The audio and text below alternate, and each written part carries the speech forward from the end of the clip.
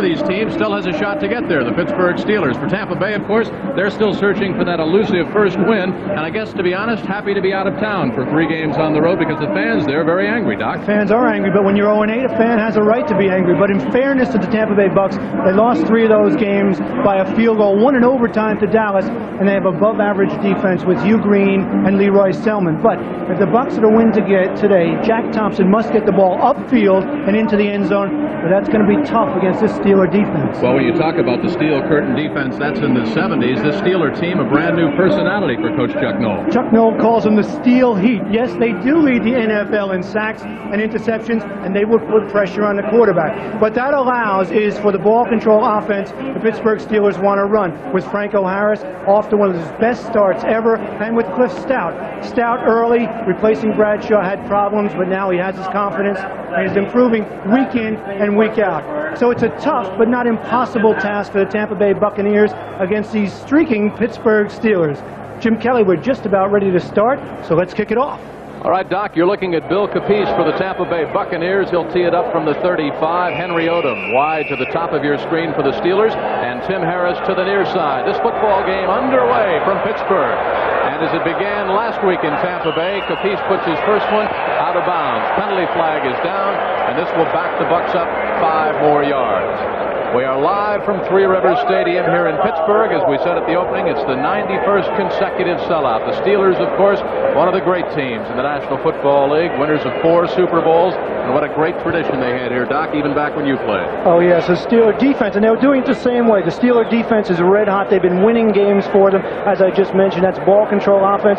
Franco Harris having a great season. Cliff Stoudt, week in and week out, improving. Of course, Terry Bradshaw out with that elbow. Not expected back this year, although there is a possibility he may be later on. So the Steelers are hot, and they're doing it the way they've always done it, with defense.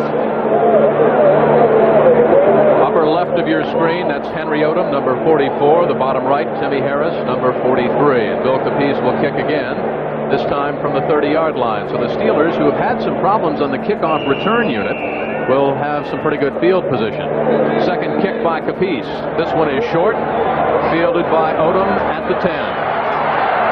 20.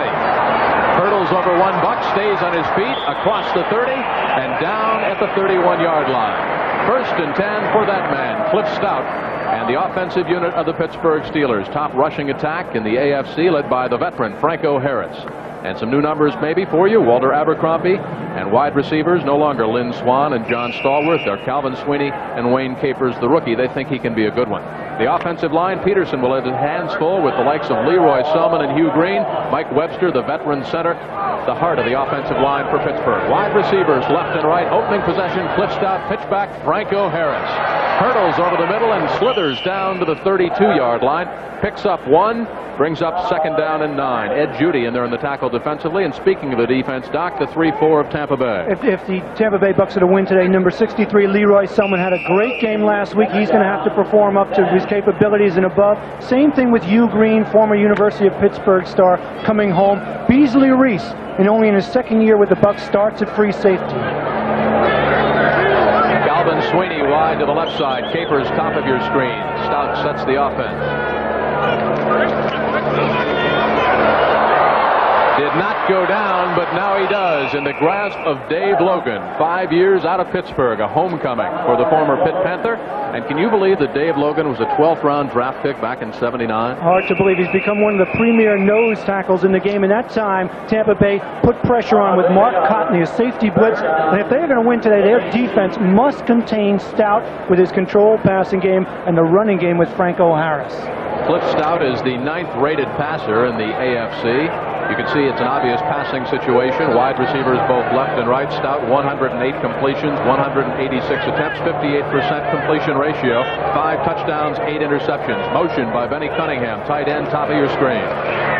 Bucks are coming. Stoudt out of the pocket, down in the grasp of another Buccaneer. It's the same one, Dave Logan again. And you see the pressure coming from the outside. Number 78, John Cannon, was the man who put pressure on Stoudt. And now the Bucks will get the ball back with good field position. And Jim, if the Bucks don't get on top early, it's going to be a long afternoon. When you're in that losing mode, losing 8 games, you must make things happen to get your confidence back. You're looking at Andre Tyler, number 81. He's also the holder on the placement team. And that is Craig Colquitt, the punter for the Pittsburgh Steelers in his 5th year out of Tennessee with almost a 42-yard punting average. Watched him at workout yesterday. He was banging some beauties. Flag is down. This one is not. It's a wobbly kick that Tyler will field at the 46. Tyler into Steeler territory down at the 43-yard line. Chopped down by Greg Best, number 25. But let's check the flag. A 40-yard punt, a 12-yard return.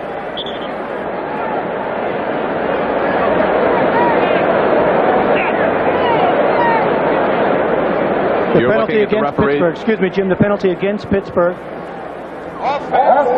Illegal motion. Number 90. Decline the penalty.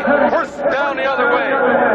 That's reserve linebacker Bobby Coors, 6'3", 235, 3rd year out of Arizona State. Injured on the specialty team. The penalty, as you heard, by Ben Dreith, our referee, against the Pittsburgh Steelers. So when we come back, the Bucs will have the ball already in Steeler territory. You think the pressure is not on that man, the throwing Samoan, Jack Thompson.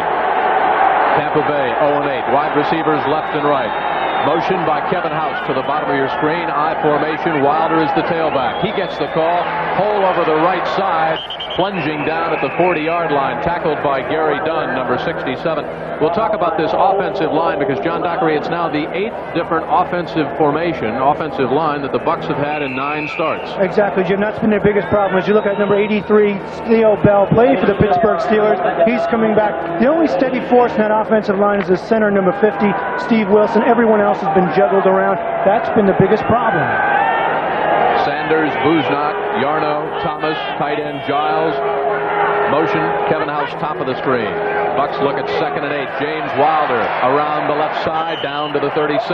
Robin Cole in his 7th year out of New Mexico, 6'2", 220, a first-round pick for the Steelers. Talking about the Steeler defense, they also play the 3-4, John. As we mentioned, they lead the NFL in sacks, and they're tied in interceptions. Tom Beasley, Dunn, and Goodman. We'll see a whole bunch of them. And there's a familiar name, linebacker 58, Jack Lambert, the perennial All-Pro, anchoring that defense. Mel Blount, number 47, 14 years in the league.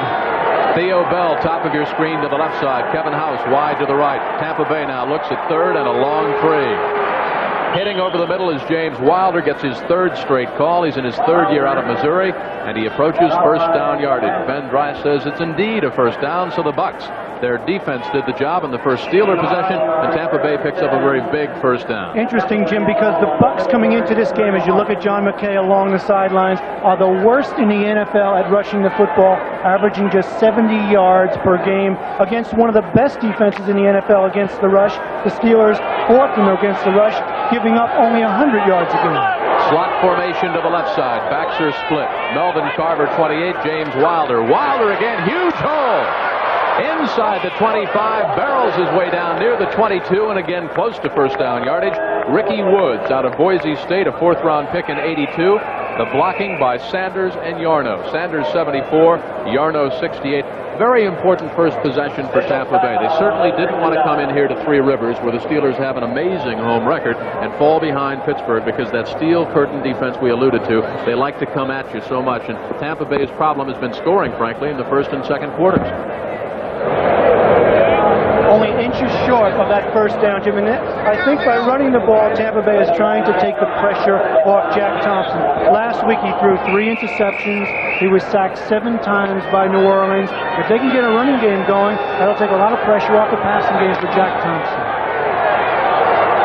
Wilder now 4 carries for a total of 20 yards. Almost a free play right now in 2nd and less than the length of the football. Now you might want to try to get the ball to Kevin House. First down for the Buccaneers inside the 20-yard line. You know, as we talked with Kevin House yesterday, you could see the frustration written all over his face. He's a big play, a game-breaker kind of individual. Averages almost 20 yards a catch, and he just hasn't figured in the Bucs game plan. He hasn't at all, Jim. He's only caught 18 passes for 197 yards. He's only averaging 11 yards a catch, and that's well below his usual. As you look at Chuck Noll along the sidelines, building this team again. Great defense and emerging offense. Jack Thompson, the quarterback, bends over. He said yesterday, after 8 straight losses, it's hard to talk about the negative. What else can you say? Wilder again. Penalty flag is down. Now it looks like Flag Day out there. might be a face mask against the Pittsburgh Steelers, might be holding against Tampa Bay. Let's check the call with Ben Bright.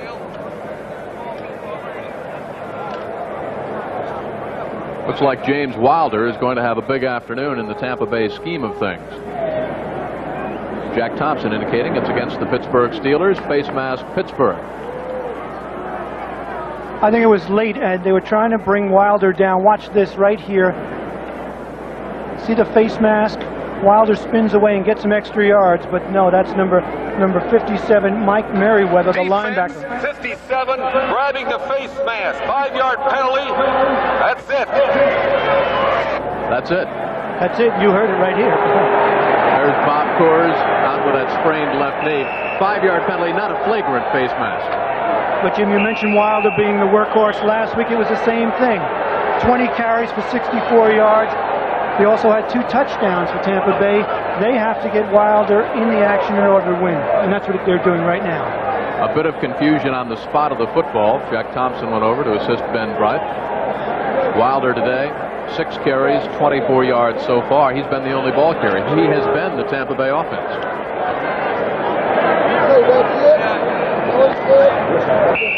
First and 3, as you saw on the graphic. Again, almost a free play when you get down here. And Jack Thompson has yet to throw the football. House to the bottom of your screen, Carter to the top.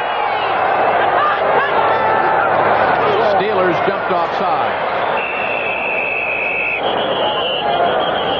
And Jim, one of the things that I thought that Jack Thompson might be able to do here is to vary his starting count. Hopefully get the Steelers to jump off sides. He might have done that right there. Steelers did jump off sides. Another penalty against them.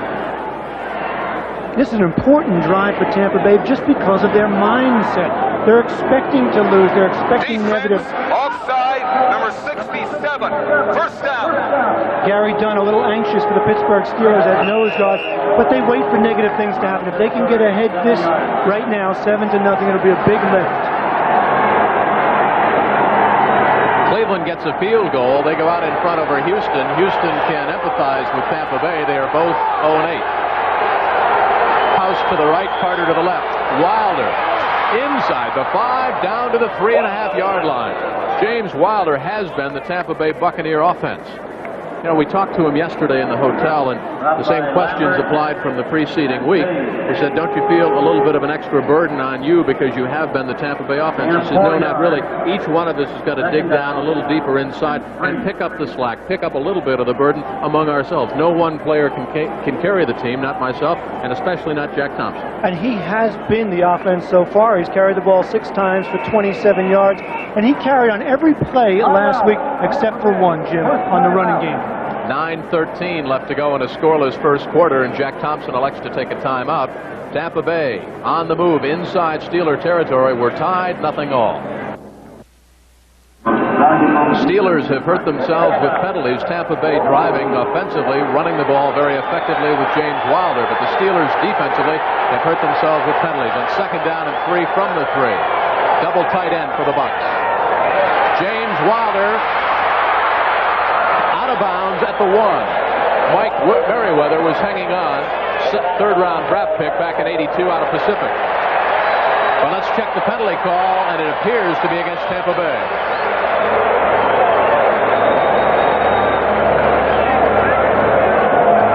This is something that we saw last week when Tampa Bay was locked. Number 28. That's Melvin Carver out of Nevada, Las Vegas. This is what we started to say, John. We saw this so often last week. Tampa Bay would get a break. The Saints turned the ball over to them 6 times. Only one of the 6 times could Tampa Bay take it in and capitalize. Now you get down to the 3-yard line. A penalty backs you all the way up at the 14. Teams that are losing tend to do that. They make mistakes. They throw interceptions. They fumble the ball. They have penalties. Theo Bell, top of your screen, wide left. Jimmy Giles, the tight end, to the right side. Kevin House motion near side. Thompson to put it up behind Kevin House.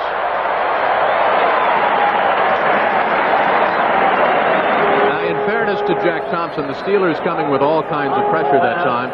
but that looked like a typical Tampa Bay pass play. Something the timing is just not working out between the young quarterback and his wide receiver, and the offensive line not totally blameless either, John. Exactly, that's a case. In the NFL these days, a wide receiver has to read as well as a quarterback, and they have to be in sync. That time, House read there was coverage inside, went back outside.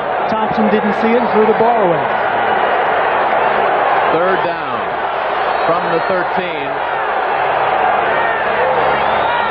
They need the touchdown. Thompson, hurry up pass. He's got Carver down at the 9, but you can see the pursuit by the Pittsburgh Steelers. Gerald Carter wrestled down by Dwayne Woodruff and Donnie Shell. It was interesting because Donnie Shell was one of the Steelers that said, you got to be very careful with this Pittsburgh Steelers team as the crowd rises to the occasion here for the steel curtain defense. Donnie Shell said a lot of our fans are going to be very surprised just what kind of a team Tampa Bay comes in. Their record is 0-8, but they are no means an 0-8 football team. Jim, basically they have the same personnel, but for a few people that went to the playoffs over the last few years. So this is not a bad team, especially defensively. Injuries have riddled the offensive unit, and of course they've lost 2 games in overtime to Dallas and to the Minnesota Vikings. Bill Capice out of the hold of Andre Tyler from the 21. Snap, spot, kick, and the Bucs are on the board. Tampa Bay takes their first possession. They had it down at the 3-yard line, but penalties and the Steeler defense backed them up.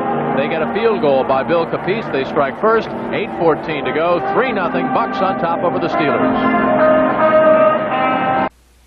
Field goal by that man, Bill Capice, and the Bucs lead it by a score of 3-0. Henry Odom, 44, top of your screen on the left side, and Timmy Harris to the right. Henry Odom, second kickoff return. This one from 3 yards in.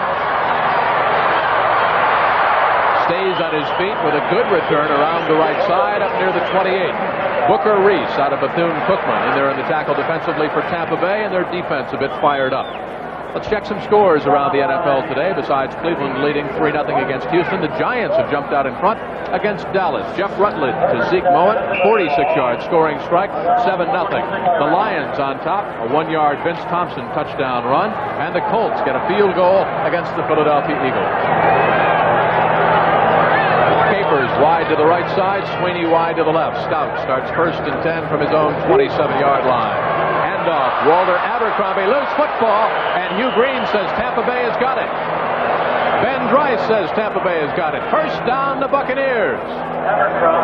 John Holt, number 21, off the bottom of the pile, the man that recovered that loose pigskin. And what a big break for Tampa Bay. If they recover the ball there, they have a chance. Remember last week they went ahead 14-0. The defense was mostly responsible for that, but yet they still lost the game. Jack Thompson must get the ball into the end zone. Should have been ahead 17-0, but Capice missed a field goal. He's got 1 field goal now. We'll be back. Tampa Bay leads 3-0. Dockery, keep your eye on number 52, Scott Brantley, middle of the screen now. Abercrombie carrying the ball in the wrong hand. The inside hand makes it vulnerable to a fumble when hit. He does fumble. Holt comes up. Right there you see Holt squeezing in to get the fumble recovery. Gives Tampa Bay good field position. There you see the takeaway and the giveaway comparison between the Buccaneers and the Steelers. Overwhelmingly in Pittsburgh's favor, but Tampa Bay's got a 3-0 lead. Motion top of the screen by Kevin House. Play action, Thompson, incomplete, looking for Kevin House. Good coverage by the Pittsburgh Steeler defense. Atlanta gets a field goal by Luckhurst, and they lead the Patriots. The field goal from 23 yards out. Coverage by Dwayne Woodruff that time on Kevin House.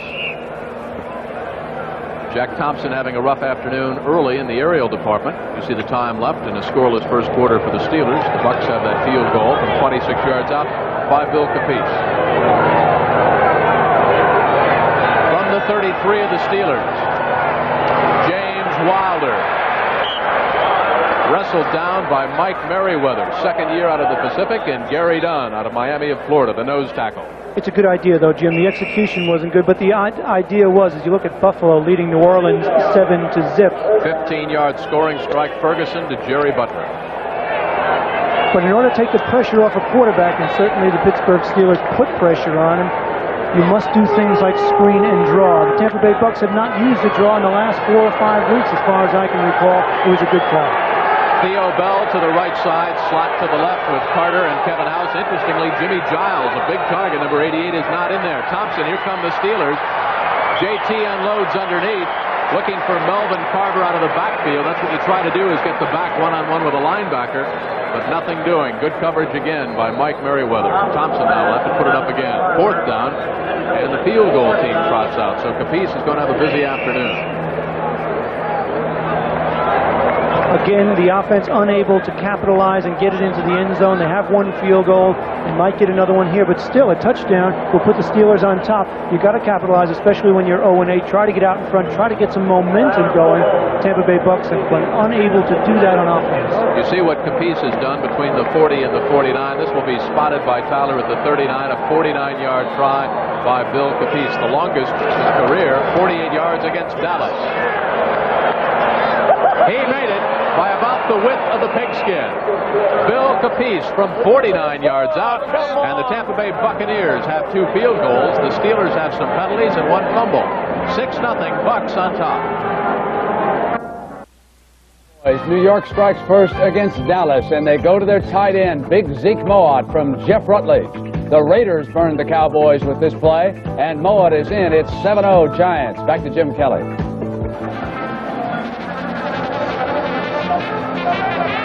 Jim Kelly and John Dockery, welcome back to Three Rivers Stadium here in Pittsburgh. 7:02 left to go in a scoreless first quarter for Pittsburgh. Bill Capiz kicks off for the 3rd time.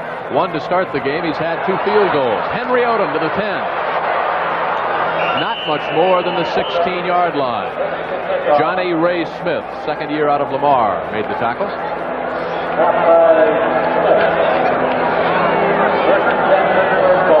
Well, you know, Don Shula, the Dolphin, says the best way to quiet a home crowd is with a long, sustained scoring drive. Tampa Bay has not had that, but they have put 6 points on the board, Doc. And Tampa Bay has to rely on that defense now to shut down the Steelers and hopefully get the ball back in good position for the offense. They've been able to do that so far. Halloween weekend. Who'll get the trick and who'll get the treat? Number 32, Franco Harris, gets the ball, and blocking over the right side by Donnelly and by Ilkin and by the veteran Mike Webster. Finally, Scott Brantley wrestled him down, but not before the NFL's 2nd all-time leading rusher had barreled his way forward for a pickup of about 7 yards. Back to the scoreboard around the NFL today. The St. Louis Cardinals up on top against the Minnesota Vikings. Early at Busch Stadium in St. Louis, a 9-yard pass from Neil Lomax to Pat Tilley. Cardinals trying to rebound from that horrendous effort on Monday night. First down for Franco Harris. He comes into the game with 610 yards rushing, Jim, but the interesting statistic is that he's earning all of those yards. His longest run since 1981 is 16 yards. So Franco Harris is doing it the hard way. Last week he carried 31 times for 132 yards against Seattle. He is the workhorse. He has to be productive if the Steelers are to move the ball. 5th in the AFC in rushing. Number 32, Franco Harris. Abercrombie, top of your screen. Slot to the left with Capers and Sweeney. Franco around the right side again. Hauled down from behind by Hugh Green. Having a homecoming of sorts here at Pittsburgh. Hugh Green, I mean, you talk about the great linebackers in the NFL like Lawrence Taylor. Hugh Green with that great mobility. Watch it from the backside, right in the middle of your screen. He reads the play. He comes right down the line, doesn't waste any depth, catches Franco Harris from behind for very little gain. Now, we talked to Hugh yesterday in the hotel. He said, really, we've got 3 different teams here. The way the offense, the defense, and the specialty teams have not been playing as one unit. Out to the left side, Calvin Sweeney. Capers, wide right. 2nd and 10 for Stoudt. Sets up the screen. Misses his man. Abercrombie was wide open, and Stoudt just overthrew him. Scott Brantley was closer to the ball than Abercrombie. And boy, that's something we heard in Tampa Bay last week when we were there, the booing. Cliff Stoudt getting a little of it early from his hometown fans. Perhaps the memory of Terry Bradshaw still in their mind.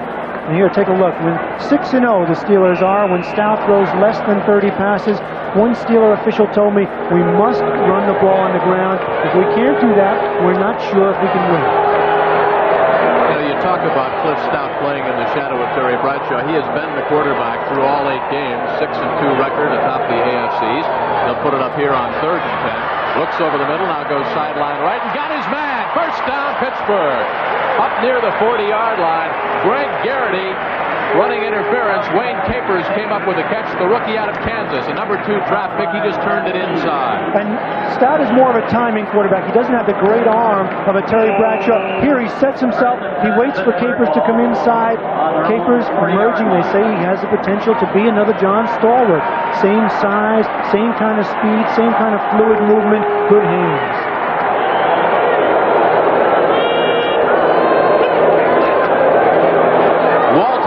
Abercrombie, big block around the right side, finally wrestled out of bounds, but watch the block by number 73, Craig Wolfe, the guard, 4th year out of Syracuse. Steelers love to trap. Boy, he threw a great block. They are one of the best at trapping in the history of football. There you see the block.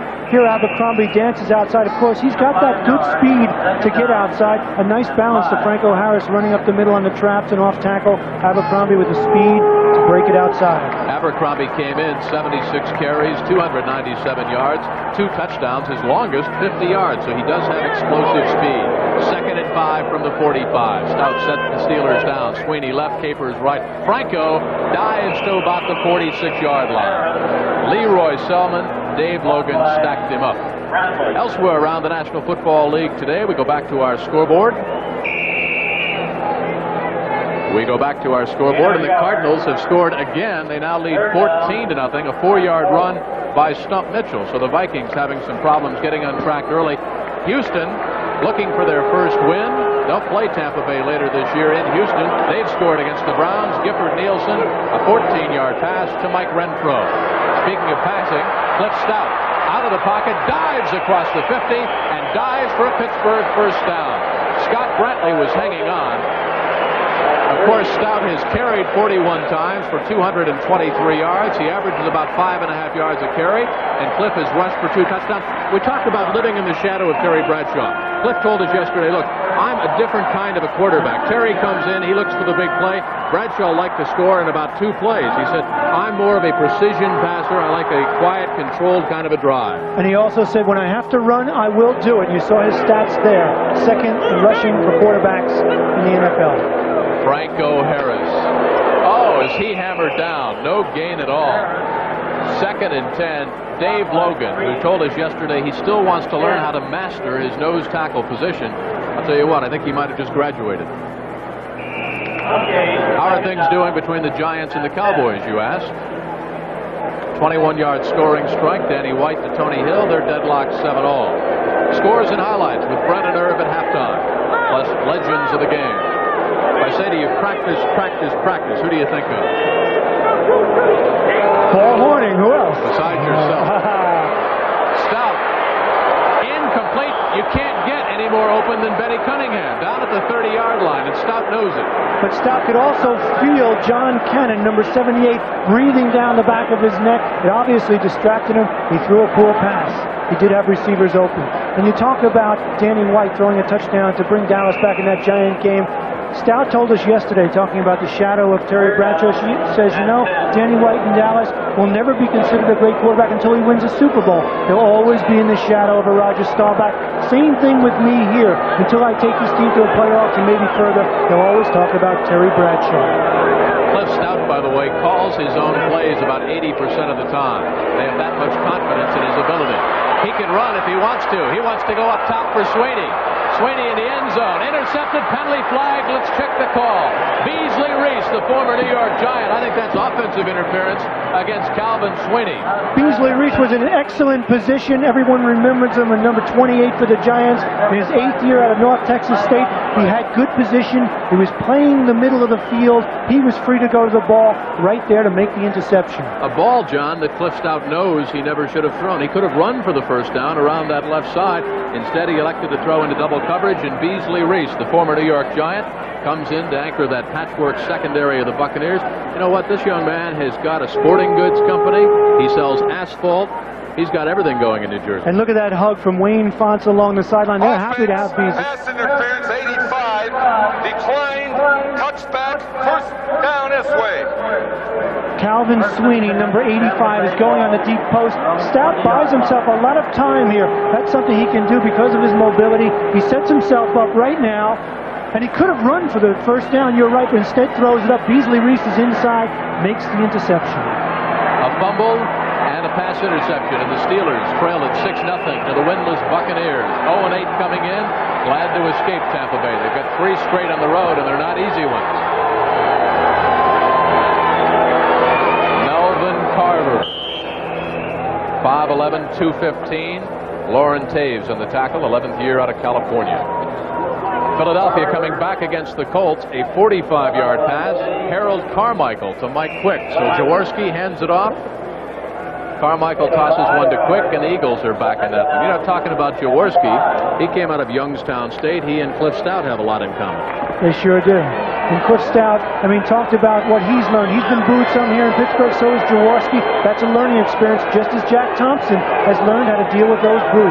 From the 25, 2nd and 5, Tampa Bay, double tight end, Jimmy Giles, Jerry Bell, quick pass, got his man, that's Gerald Carter, and he's got a first down for the Buccaneers. Mel Blount, 14th year out of Southern, in pursuit, but that was the best ball Jack Thompson's thrown all afternoon. And Jack Thompson has to settle down. I think one of the problems, and John McKay alluded to it in some of his quotes, he said this quarterback, in any quarterback situation, you take 3 steps forward, you take 1 back. You take 2 forward, you take 2 back. It's a gradual thing. And Jack Thompson, he's worried about his confidence level. Had a bad game last week, threw 3 interceptions, was sacked 7 times. And as a quarterback, you better have a large ego and the ability to forget what has happened in the past. He's worried about Jack Thompson. Theo Bell, Kevin House deployed left and right. Double tight end, Jerry Bell 82, Jimmy Giles 88. And this is James Wilder, the tailback, and he doesn't get back to the line of scrimmage. That's what you call in the grasp of and control of Jack Lambert, 10th year out of Kent State. And what can you say about Jack Lambert? 8 straight Pro Balls, and really the character of the Pittsburgh Steelers defense. It gets so, and you feel that with the Steelers defense. They're gaining momentum. They all believe that they're as good as Jack Lambert. They can play as well as him, and I'll tell you what, they've been playing that way for most of the season. It is not true that Jack Lambert eats nails for breakfast on game day. 2nd and 11, Tampa Bay. They lead 6-0. Jack Thompson throws this one in the vicinity of John McKay. Intended for Jerry Bell, but much better the young quarterback do that than force the football. You know, everybody in Tampa Bay's got a solution. He walks around town, people suggest plays. One fan down in Tampa Bay said, the reason you're having some problems, Jack, you're not in the union. You haven't paid your union dues. And Jack just laughed. He said, well, maybe I should. Anything might help. Tampa Bay 1 out of 3 in 3rd down conversions, looking at 3rd and a long 10 right now from their own 30-yard line. And that's just how they've been all year long. They've been averaging 33% on 3rd down conversions. Nickelback defense in there now for the Steelers. 4 down linemen, they're coming. Maybe 2 yards for James Wilder, but a punting situation in the home crowd. The 91st straight sellout here at Three Rivers, rising to the occasion again. Now, Jim, there are probably some people at home saying, why did he run in that situation 3rd and long? But what you try to do, and it is a trend in the NFL this season, is that you try to run against a defense that's set up to defend against the pass. Try to attack the weakness of the defense and maybe break it for a first down. Tampa Bay was unsuccessful, but I think the strategy was okay. Frank Garcia, rookie out of Arizona, averaging about 42 yards a kick, and he's had a busy season. Back now deep for Tampa Bay. Paul Scansey, the return man, number 81. You're looking at him there. Too much time against the Buccaneers. They didn't have 11 men out there at first, and they finally got him out there a little late getting set. Those kinds of things you just can't let happen. Melvin Carver was on the sideline. Yes, he's playing. He's starting for the first time in about 6 games, but still, he should be heads up. He has special teams responsibility. Delay the game. Offense. You waste 5 yards. Scansey, the rookie out of Washington, now moves up to his own 30-yard line, anticipating Garcia's punt. Try to set the Steelers up in good field position. 1:03 left to go. It's been a scoreless first quarter for the AFC Central leading Steelers. Low line drive kick. Scansey backs up to the 28. 35. Looks for a block and goes down at the 34. Ed Judy, linebacker with great speed from Northern Arizona, a 44-yard kick for Garcia. Coming up next, it's doubleheader Sunday here on CBS Sports. The Rams, led by Eric Dickerson, 5-3, trailing the 49ers in that the NFC West.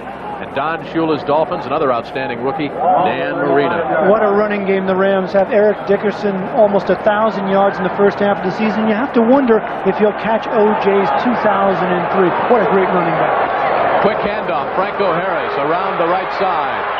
He beats number 51 around the corner, Ed Judy, but Judy finally chased him out of bounds. Franco ran out of room.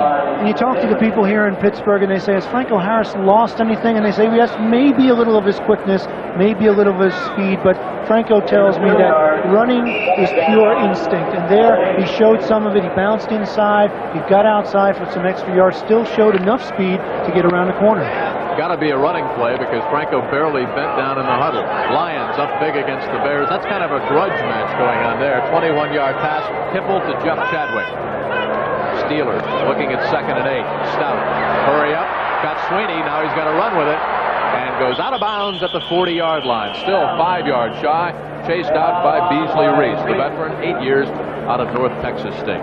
Interesting situation for a defensive back. Beasley Reese caught between two problems. Should I stay back and cover, or should I come up and try to make the tackle on Stoudt? Played it very well. He handed off the receiver to another defensive back, came up and forced Stoudt out of bounds. There is truly one of the gentlemen in all of sports. On the left, Art Rooney, the owner of the Pittsburgh Steelers, out here at practice yesterday. As all the Steelers came out of the tunnel, they all came over, shook hands, said, "Hello, Mr. Rooney, how are you?" Slot formation to the right side, 3rd and 4 for the Pittsburgh Steelers. Inside handoff, Franco Harris. First down, Pittsburgh at the 46. Beasley Reese in pursuit, and a penalty flag thrown from way across the field. And a very late penalty flag thrown as Franco Harris sensed that he couldn't get outside for the first down and get around Beasley Reese, decided to cut it up, got past the first down marker, and we have a face mask against the Tampa Bay Buccaneers. Not flagrant, just 5 yards. Defense face mask, number 43. First down. Beasley Reese here, reaching back inside, getting Franco's face mask. Let's go of it. It's not flagrant.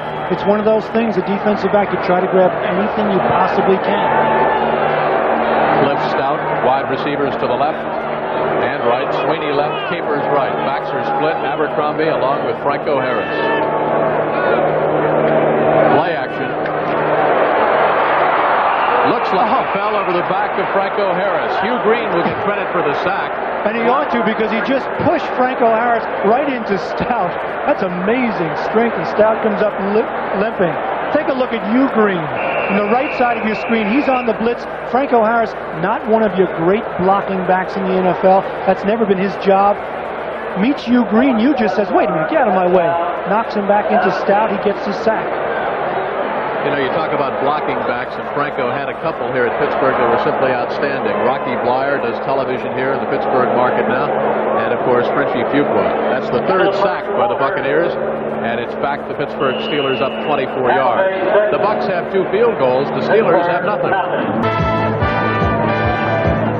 Jim Kelly and John Dockery, welcome back to Pittsburgh's Three Rivers Stadium, the 91st consecutive sellout here in Steel Town. 2 field goals by Tampa Bay's Bill Capice from 26 and 49 yards out, leading the Bucs to that 6-0 advantage. 2nd and 17 from the 44 of the Pittsburgh Steelers. Slot to the left side. Abercrombie wide to the right. Cliff Stoudt unloads to Franco Harris down at the 45-yard line. Ed Judy, 2nd year out of Northern Illinois, hanging on. It is Halloween weekend, and some of the folks here in Pittsburgh have come appropriately attired. Let's go back to the scoreboard around the NFL today and find out what's going on in that Eagles-Colts game. It remains 7-3. A Carmichael pass to Mike Quick, and a field goal for the Colts. They're in the 2nd quarter as well. Also, not enough 7-all, the Giants and the Cowboys. And Buffalo has just scored again against the New Orleans Saints. They lead 14-0. The Cardinals 2 touchdowns as well, and the Falcons get a field goal and a touchdown. On 3rd and 15, penalty flags all over the field. Loose football. The Bucs say they've got it, but this will take Ben Dreith a while to straighten out. There's also penalty flags, and from the looks of the way Leroy Selman was jumping up and down, he felt he was being held by an offensive lineman from the Pittsburgh Steelers. We'll wait till the referee sorts it out. A Steeler got up off the bottom of the pile with the football. Now Ben Bryant will separate the officials and have a bit of a conclave. Webster fell on it, 10th year out of Wisconsin. Holding, offense, 66. Decline the penalty. It's 4th down. Peterson on Leroy Selman. What a long afternoon. Ted Peterson, the 7th man out of Illinois. Watch the left of your screen. We'll see if we can get a look at it. Leroy Selman, of course, number 63, rushing. Hard to get a look at it here. Franco catches the ball, turns upfield. The ball just flips out of his hands. Webster rolls over, gets his paw on the ball and pulls it in. Faced with a 4th and 14, the Steelers will punt from their own 47. Greg Colquitt again averaging about 42 yards a kick. Low snap. Oh! Tampa Bay inside the 30-yard line. Robert Thompson, the rookie out of Michigan. You hear the boos in the background. The fans watching down in Tampa Bay know what that's about. Bad snap. Colquitt couldn't get a handle on it. He actually had time to pick it up and kick it, but he couldn't get it. It bounces. I guess he never played shortstop. He couldn't pick it up. Tampa Bay recovers. They're in good field position. They lead here in Pittsburgh. This offense would get untracked. It might be worse. This is the way it's been all year long. As you look at Pittsburgh, 3 turnovers, fumbled the ball twice, threw 1 interception, and this is not a team that fumbles the ball that much. They've only lost the ball 11 times on fumbles. They've already done it twice here today, Jim. Just inside the 30-yard line of the Pittsburgh Steelers, you see now the Cowboys have gone back in front of the New York Giants. A 15-yard scoring strike from Danny White to Tony Dorsett. 14-7, Cowboys on top over the Giants. The Bucs lead here 6-0. They've got the football, and barreling down just inside the 30-yard line was James Wilder. Tempers flare down at the 29.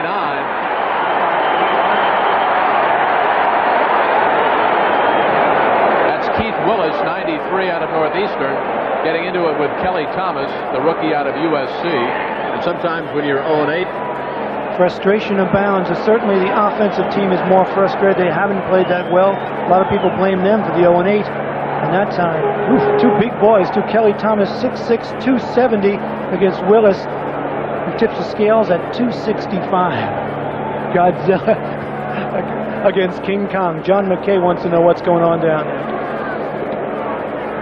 John McKay, in his 8th year at Tampa Bay, 24th year as a head coach. Personal foul on Dockery.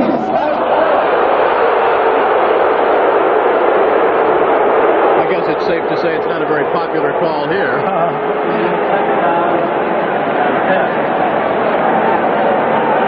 John McKay has just yanked Kelly Thomas and inserted Dave Revis, Gene Sanders, Steve Wilson, George Yarno, and Glenn Buznak are your offensive line now for the Buccaneers. 2nd and 10 from the 30, and good luck getting this play off. Carter to the left side. Kevin House, top of your screen. Bucks jumped off sides. Steeler defense able to tee off. Free play. Jimmy Giles looked like the man that jumped offside, the tight end from the right.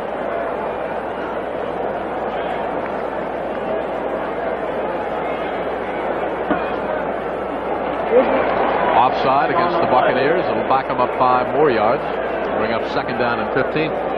Ben Bryant, when he gets this unsorted, he's had more airtime than either one of them. Right. But it's almost like a rerun of last week. Offense 88, decline the penalty. It's 3rd down.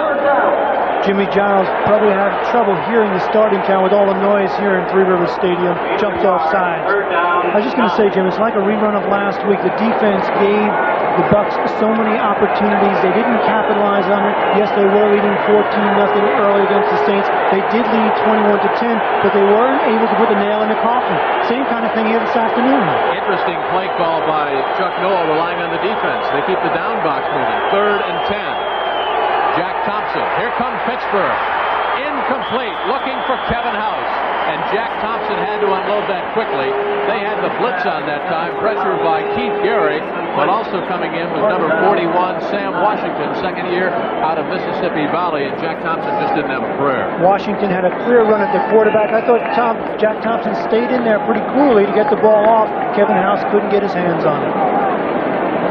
That last kick by Bill Capice, his longest field goal against the Pittsburgh Steelers this year.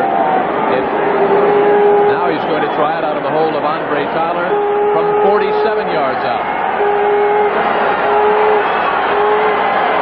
High snap, and it sails wide to the right. Tyler did a good job to get it down, and Capice went over and patted him on the back.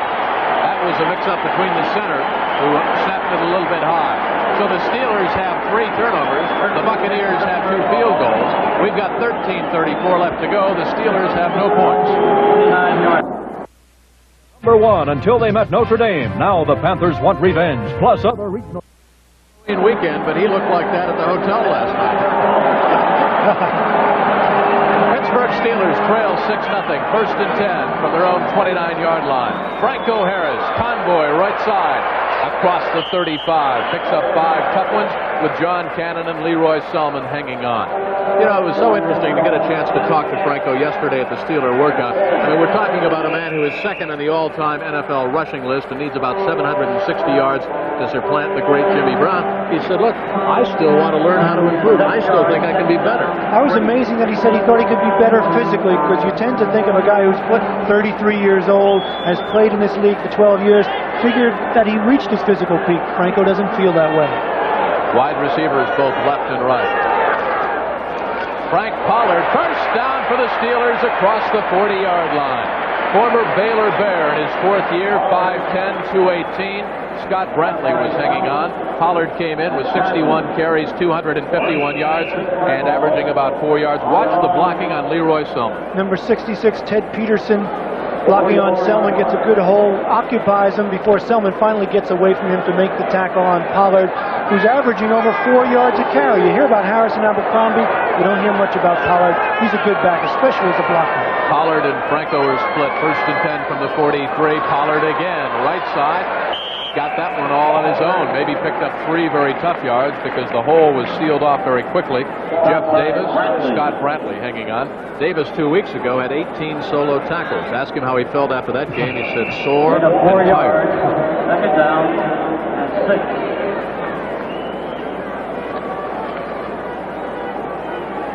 Saw that shot of Pollard, number 30. He used to wear number 44 for the Steelers. Changed his uniform number this year. Capers wide to the right side. Sweeney left. Stoudt will put it up on 2nd and 6. First down, incomplete. Had the first down yardage, but what a hit put on by Mike Washington. Out of Alabama, 6'2", 200, came over to the Tampa Bay Bucks in a trade with the Colts back in '76. He was like a train wreck there. Boy, did he hit Pollard just as he was catching the ball. He couldn't hold on. 3rd down and about 7. This is a good Tampa Bay defense. They've had their problems, especially early in the year. They were excellent, but then they faded a little bit against teams like Green Bay. Now they're back playing some excellent defense the way they did last week against New Orleans. Tampa Bay has been outscored in the first half by a 134-60 margin, yet they lead the Pittsburgh Steelers 6-0. Stoudt intercepted by Brantley. Penalty flag comes down as well. That is the 4th Pittsburgh turnover in the first half. We've still got 11 and a half to go, and Brantley comes up with the INT. Let's check the penalty flag, though, with Ben Wright. Down by 3. First and 10, Tampa Bay ball. All 37. If it holds, Jim, it'll be the 4th turnover, as you mentioned. He was intending to pass for Calvin Sweeney. Looks like it's against the Pittsburgh Steelers. Let's take a look at it again. Franco Harris comes out of the backfield, curls over the middle. He was hoping number 52 dropping back would bite on Franco coming across. He doesn't. He drops back, picks it off. Brantley, here comes the ball. It's on Sweeney. He has a hold of Brantley's face mask. The ball, as you saw, was thrown badly behind Calvin Sweeney. So now with 11 and a half to go, the Pittsburgh Steelers trailing 6-0. Pittsburgh has had 2 fumbles and 2 interceptions. The Bucks have 2 field goals by Bill Capice from 26 and 45 yards out. Pittsburgh has 4 turnovers. A little reminiscent, though, of last week, John Dockery, because there were 6 turnovers that the Saints committed, and yet Tampa Bay could only capitalize and score on 1 of those. Exactly. The pressure's on Jack Thompson to do something with his offense. He's still trying to get that running game going with James Wilder, but eventually he's going to have to put the ball upfield, as I said earlier, in the tees, and put some points on the board through the air. This Steeler defense is too good to run the ball down their throats. Wilder rambled around that right side, time remaining in the first half. It's been all Tampa Bay's defense doing the job, picking off 2 Cliff Stoudt passes, forcing 2 fumbles and recovering both of them. And of course, coming in, Pittsburgh was one of the top teams in the plus division in the takeaway giveaway department, but you never know it so far in the first half. 2nd and 5, Thompson. James Wilder. He barrels into Pittsburgh territory, and from here appears to have that first down for the Buccaneers. Next Saturday, the NCAA Today, the Pitt Panthers. We've got a bunch of former Pitt Panthers here. Hugh Green, Dave Logan going up against the Fighting Irish. And then the inside track perhaps for the Sugar Bowl, the Bulldogs of Georgia against Florida. Other regional action, it all starts at 3:30 Eastern time. And of course, it starts with Brent Musburger and the NCAA Today. Pittsburgh Notre Dame should be a good one. Both teams 6-2, both victors yesterday. Wilder now 14 carries, 45 yards. 1st and 10, Tampa Bay from the 47 of Pittsburgh. Carver wanted to throw a block and got a little anxious. It'll cost the Buccaneers 5 yards. Lambert in there in the middle. Adger Armstrong.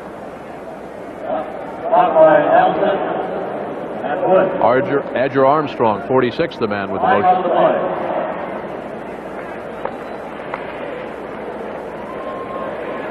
Adger Armstrong getting anxious, number 46. You see the left of your screen, wants to get in to make that block. No good, though. Penalty.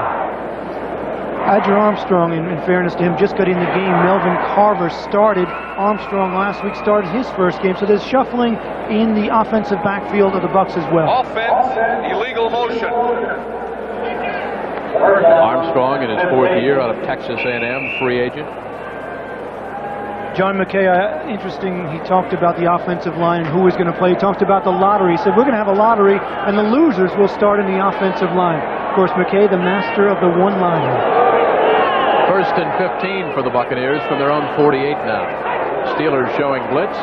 Coming at Thompson. He unloads, looking for Theo Bell. Incomplete for the former Pittsburgh Steeler. Down at the 22-yard line. The veteran, 14th year out of Southern. Mel Blount back there on the coverage. Let's check some scores. Vikings coming back against the Cardinals, now trailed by a touchdown. Bud Grant not wasting any time to throw out the game plan and go back to the air. Bears get a field goal against the Lions, 45 yards from Bob Thomas. Bum Phillips and the New Orleans Saints having a rough afternoon. Of course, Buffalo humiliated by the New England Patriots 31-0 a week ago. And the Colts get their second field goal from 40 yards out by Raul Allegra. Carmichael, a touchdown toss to Mike Quick. The only scoring for the Eagles, the point after by the barefooted boy, Tony Franklin. 2nd and 15 Bucs. They lead 6-0. Great catch by Jerry Bell, the tight end, on a badly thrown ball. It was high and to his wrong side. Mel Blount was back there in the coverage, ground level as if you're Mel Blount. This is a nice athletic, acrobatic grab. He spins around, puts his left hand up. Watch Jerry Bell right here. The ball is poorly thrown. Spins around, pulls it in with that left hand. Good reception, but it's still, Jim, 3rd and about 9 to go. Time remaining in the first half. Really a big play right now early for the Pittsburgh defense as well as for Tampa Bay's offense. Houston up big against the Cleveland Browns. Houston looking for that first win, as is Tampa Bay. So you've got 2 teams that are 0-8, and they're both winning in the first half. Again, tempers flared. Steelers jumped off sides, but let's check Ben Bryant and see if they were perhaps drawn off sides.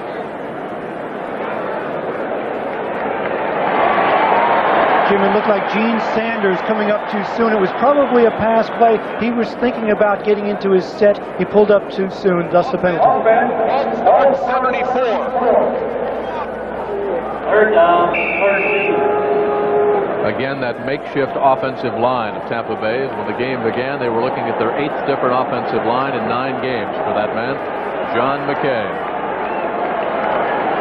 Slot formation to the right side for Jack Thompson. 3rd and 14. Nickel defense now for the Pittsburgh Steelers.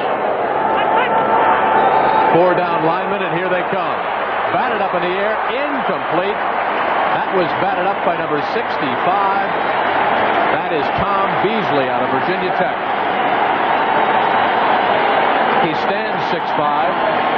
third-round draft pick. Watch Keith Gary applying the pressure. Sanders is pulling up, trying to block him. Gary goes inside on an in-tackle game. Oh, watch the pressure he gets on. Thompson stands in there, throws the ball, but it's batted down by Beasley. The rookie out of Washington, Paul Scansey, is back deep. Frank Garcia will boom it away. Steelers have the return on. High spiraling kick. Scansey. Loose football. Tampa Bay's got it at the 11-yard line. Johnny Ray Smith. First down for the Buccaneers. They lead 6-0, and unbelievably, after that 41-yard punt, that's the 5th turnover that the Steelers have been guilty of in the first half. What a good play by Johnny Ray Smith. He got down there, actually, watch, see him right there. He's waiting now. Scansey, good concentration. The ball just bounces off his fingers, hits his body. Johnny Ray Smith turns around, finds the ball, and says, yes, a Halloween treat. And boy, what good field position for Tampa Bay. They must take advantage.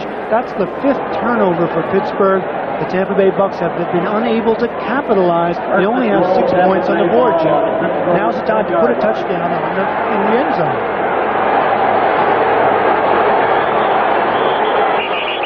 Whistle before the snap. Let's check the call again with Ben Drive. Before we do, though, you know, we were out there in that exact same spot yesterday watching the Steelers work out where Scansey fumbled the ball. And in fairness to the rookie out of Washington, he was looking right up into the sun, because as we watched... Start offense 74. 74 again, that's Gene Sanders again. As we were standing watching Colquitt doing the punting practice for Pittsburgh, we were watching him sail a couple away. We looked up into the sun, so that's what Scansey had to fight. But he is one of the sure-handed punt returners, not the game breaker. Exactly right. That's Chuck Noll's philosophy. Let's not make a mistake there. Let's get the sure-handed guy, maybe not the speedster who will break it away. Sanders is coming out of the game. Of course, a couple of penalties in a row there. He's having his problems. Look at the penalties already. 7 for 40 yards for Tampa Bay. Pittsburgh 2 for 11, but turnovers, a real story of the game. 5 by the Pittsburgh Steelers. Dave Revis, 9th year out of Arkansas, replacing Gene Sanders. That's a very big penalty for this man's offensive unit. 31. Ben Bryce again. He's going to have his own radio show. Right. Is he on the payroll for CBS? Again, though, Tampa Bay has been outscored in the first half by a 134-60 margin. The Bucs have scored 30 points in the first quarter, 30 points in the second quarter over 8 football games. So figure it out. James Wilder gets the penalty back in the grasp of Jack Lambert. Tampa Bay only averaging just over 7 points in the first and second quarter. But look at the strength of James Wilder, 6'3", 225, taking the ball here. Jack Lambert will come from the right side of your screen. See him right here, good mobility. 4 yards. Grabs on to Wilder. Wilder still showing that leg strength, drags Lambert for a few yards, sets up a 2nd and 10 situation. Wilder last week, when we talked with him before the New Orleans Saints game, said he really was looking forward to coming in here to Three Rivers Stadium and playing against a man that he has idolized, Franco Harris. He said, we asked him, who do you think you most resemble? He said, well, there's this guy in Pittsburgh. This guy is only number 2 on the NFL all-time rushing list. Motion by Kevin House, top of your screen. Quick throw by Thompson unloads. Incomplete. Looking for Kevin House. He tried to turn it outside. Down there in the coverage was Dwayne Woodruff, 5th year out of Louisville. It was good coverage. Wise for Jack Thompson to throw it away. One of the problems that Thompson has had is he's thrown 7 touchdowns, but along that line he's thrown 14 interceptions. That's certainly the quickest way to kill a drive. That time Wisely threw it away, couldn't complete it against good coverage. Jack now 3 out of 11 for only 17 yards. Looking now at 3rd and 11 situation, and if the Steel Curtain defense can dig in and hold, looking at a Bill Capice field goal try. Looking at another missed opportunity for Tampa Bay. Exactly, and that's what cost them the Saints ball game last week. Motion Kevin House, top of your screen. Thompson looks underneath. Got Carter, and Carter gets hammered down at the 10-yard line. Rick Woods, 2nd year out of Boise State. He looked like a pile of concrete when he put that hit on. The trademark of all the Pittsburgh Steelers defenses throughout the last 15 years has been hitting and physical. That's the byword. Rick Woods showed you a piece of that right there. What a hit. Bill Capice, who's been very busy both on kickoffs and field goal attempts here in this first half, out of the hold of Andre Tyler. Hash mark to the near side. Tyler will spot it down at the 17. It will be a 27-yard try. You see Bill 2 for 2 between the 20 and the 29. This time the snap was good. The spot was perfect, as was Capice's kick. 3 field goals by Bill Capice, a 9-0 lead for the 0-8 Buccaneers, who've come into Three Rivers hoping to escape with their first win. They lead 9-0. 0-8 Tampa Bay Buccaneers. The Steelers, as the Saints did last week, said they're far from an 0-8 football team. They sure don't look it. They lead 9-0. Capice kicks off. Timmy Harris hangs onto the football. That's been the Steeler problem. Breaks it big. Robert Thompson, the rookie out of Michigan, but not before he picked up some huge chunks of yardage across the 35. They'll start 1st and 10 from the 38. Doc, take another look. If you're going to be a good kickoff return man, you have to deal with kickoff returns by reckless abandon. That's what Thompson does. You watch him. Breaks up field and almost breaks it all the way right there. Except for Robert Thompson making the tackle on Tim Harris. Good return by Tim Harris. Good field position. A 32-yard return. Calvin Sweeney wide to the left side. Capers out to the right. Backs are split. Abercrombie and Franco Harris. Deep drop by Stoudt. Sets up the screen to Abercrombie. But the Bucs didn't buy it. Great defensive play by Leroy Selman. He stayed at home. Doubleheader Sunday here on CBS following this game. The Los Angeles Rams and the Dolphins of Miami. And you'll see 2 great rookies, John. And rookies who have to be at the midpoint of the NFL season, the leading candidates for Rookie of the Year in their respective divisions. Of course, Eric Dickerson leads the NFL in rushing with 995 yards. Dan Marino, the highest-rated passer in the AFC. Those of you in Fort Myers and Fort Pierce, Florida, will see Green Bay and Cincinnati. Slot formation on the left side. 2nd and 10. Steelers trailing 9-0. Batted up in the air. Incomplete. John Cannon, the man that batted the ball loose, and the Steelers and Stoudt are going nowhere. Cliff Stoudt, a big quarterback at 6'4", 220 pounds, doesn't get the ball batted away that often. But this time, John Cannon gets his hand up, his right hand, and makes the play. John Cannon, of course, 6'5". When he puts his hand up, he's got to be up around the 9-foot level, so tough to throw over those big defensive linemen. From the 37 of the Steelers, Pittsburgh looking at 3rd and 10. 6:57 left to go. It's been a scoreless first half for Pittsburgh. Stoudt needs 10. Badly thrown ball, incomplete. That one just slithered off his fingertips. They were running a post pattern. They had almost double coverage. Mark Cotney was closest to it, number 33, but also Scott Brantley in the vicinity, along with number 51 for the Bucs, Ed Judy. Jim, the feeling in this game is so important, the momentum. That time, the Tampa Bay Buc defense rose to the occasion after the Steelers got a good run back by Harris, good field position. They weren't able to move the ball, so Tampa Bay still has that momentum, all important in this football game. Greg Colquitt back to do the punting. Andre Tyler, 6:54 left.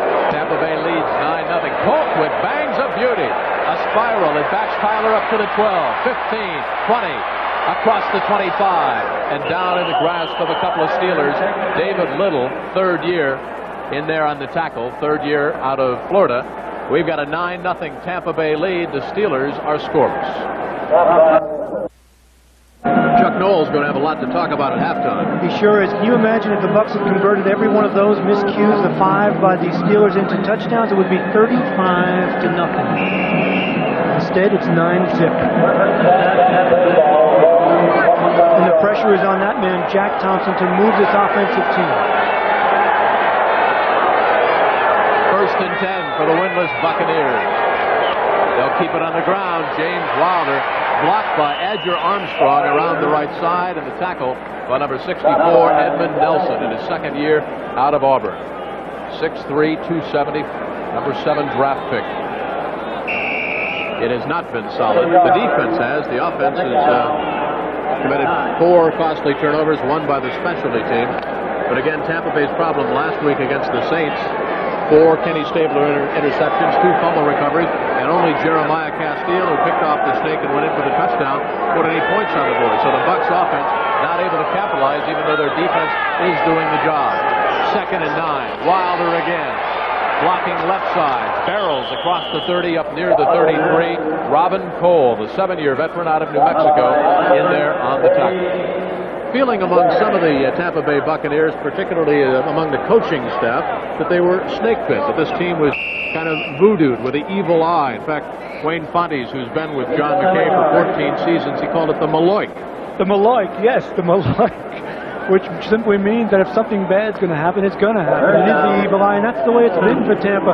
When you start losing, well, it's hard to turn it around. Lots of pressure on that man, Jack Thompson. You could see it in his eyes as we talked with him at the hotel yesterday.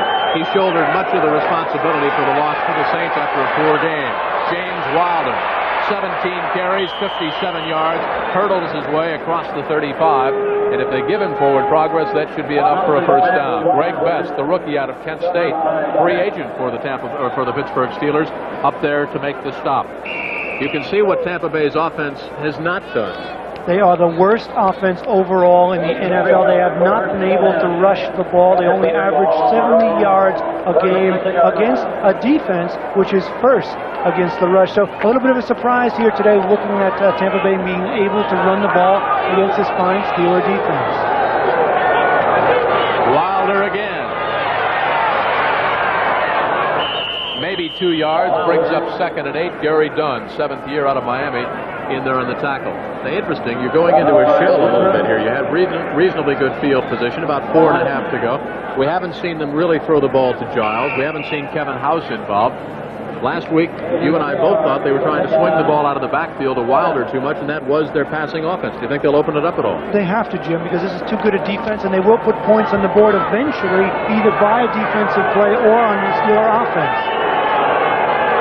Bucks looking at 2nd down, a long 7. James Wilder at the 40-yard line, maybe picks up 1. He's got 19 carries now for 61 yards. You know how long it's been since the Buccaneers have had a rusher for over 100 yards? I think it's been at least 2 years, Jim, and last week he had 64. But I think one of the most revealing comments made all season long by John McKay, and it was way back, right before the Detroit game, was that, you know, our quarterbacks will not lose football games for us. So he kind of went into the season with a negative attitude. Of course, Doug Williams is no longer the quarterback. It's now on the shoulders of Jack Thompson. 2 out of 8 the Buccaneers are on 3rd down conversions. Slot formation to the left side. Here come the Steelers. 4 down linemen. Down goes Jack Thompson. The Steelers come up with a sack. Penalty flag thrown by Ben Bright, the referee. And let's check the call. Might be holding against number 68, George Yarno, in his 5th year out of Washington State. Keith Willis just had his 11th sack. He's in his 2nd year out of Northeastern, number 93. And what a find for the Pittsburgh Steelers. He's another free agent. They declined the penalty, but give credit to this Pittsburgh Steelers defense. Last week against Seattle, they were awesome. In the first half, 3 sacks, 3 turnovers.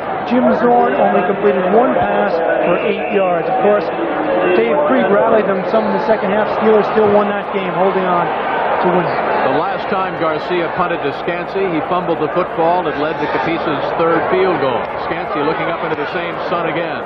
The rookie out of Washington backs up at the 23-yard line. Hangs on, picks up 3 yards on the return. Penalty flag is down again. The Bucks and the Steelers are having a real physical game down there, and tempers are flaring at the 25-yard line. Norris Thomas made the stop on Paul Scansey, but let's check the call with Ben Dreith, the referee. A 45-yard punt and a 3-yard return. It'll be 1st and 10 for Pittsburgh, but from where, Ben Dreith will have to tell us.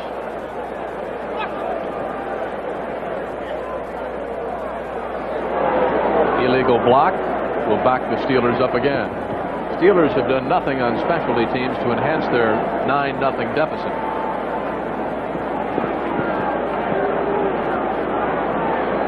Steelers starting now 1st and 10. They've got all 3 timeouts left, and they've got 3 minutes on the clock. Above the waist on a run back. Let's see if we can see it, Doc. Let's take a look at it again. Yes, right here. And looks, it's on Johnny Ray Smith. You see number 22, he's being blocked above the waist from behind. That's the call. 3 minutes even left to go in the first half. Let's check in around the NFL today. The Cowboys up big now after the Giants had led 7-0. The latest score, a 37-yard field goal. Speaking of field goals, the Cardinals got another one from Neil O'Donohue. And the Lions. Saints trying to come back against Buffalo. All the scores and highlights with Brendan Irv and NFL Control in New York at halftime. Plus legends of the game on Paul Hornung. Flat to the left side. Stoudt, play action. Looks to the left side. Wide open. Was he inbounds? Up at the 27-yard line. Calvin Sweeney. That's a great grab. Sure is. He knew exactly where the sideline was. Instinctively, he knew. You can't look down and see where your feet are going to land. Calvin Sweeney knew where it was. His feet came down inbounds, according to the official. So it's a first down. We're going to take another look at it and see if we can see. Right here, watch Sweeney. He goes up for the ball. See how the lean of his body? Very, very close. Hard to see from that angle whether 1 foot was on the white line or not. Sweeney came in, 19 catches, averaging about 16.5 yards and 2 touchdowns. Stoudt will put it up, comes back over the middle, and misfires looking for Wayne Capers. Stoudt has had problems going over the middle. He missed a wide-open Benny Cunningham before. This time Capers on the post pattern, and concern written all over the 15-year coach of the Steelers, Chuck Noll. The Colts coming back. Trail Philadelphia by 1. They're approaching halftime there at Veterans Stadium. And the Oilers still looking for their first win. A touchdown better than the Browns at Municipal Stadium. John McKay also looking for his first win this year. After an 0-26 beginning when the franchise was formed, they're looking at an 0-8 year right now. Stoudt looking at 2nd and 10. Lots of time. Wide open is Capers. First down for the Steelers near midfield. The rookie out of Kansas, Mark Cotney, hanging on. You can see the development of Cliff Stoudt. He looked to one receiver, couldn't find him. Looked for another receiver, he was covered. Finally came to Capers. Watch the coolness. Of course, his offensive line is giving him time on this particular play. Look at Webster in the middle there. Right here, looks, can't find a man. Calmly comes back, sets himself, and delivers the ball on a clothesline for the completion. You know, John, in talking to several of your coaches here at Three Rivers yesterday, they said the biggest improvement in Cliff Stoudt as a quarterback, his ability not to telegraph who his primary receiver is, his ability to look off the primary, and that is the maturing of Cliff Stoudt since he's been handed the quarterbacking job for the injured Terry Bradshaw. Tom Moore was delighted with his development. The first few games of the year, the first 4, he threw 7 interceptions. The next 4, he only threw 1, and he was looking defensive backs off, as you said. So he's coming on. That completion to Walter Abercrombie. They'll bring the chains out from the far sideline and see if Abercrombie picked up the first down. Again, it's Halloween weekend here at Three Rivers Stadium.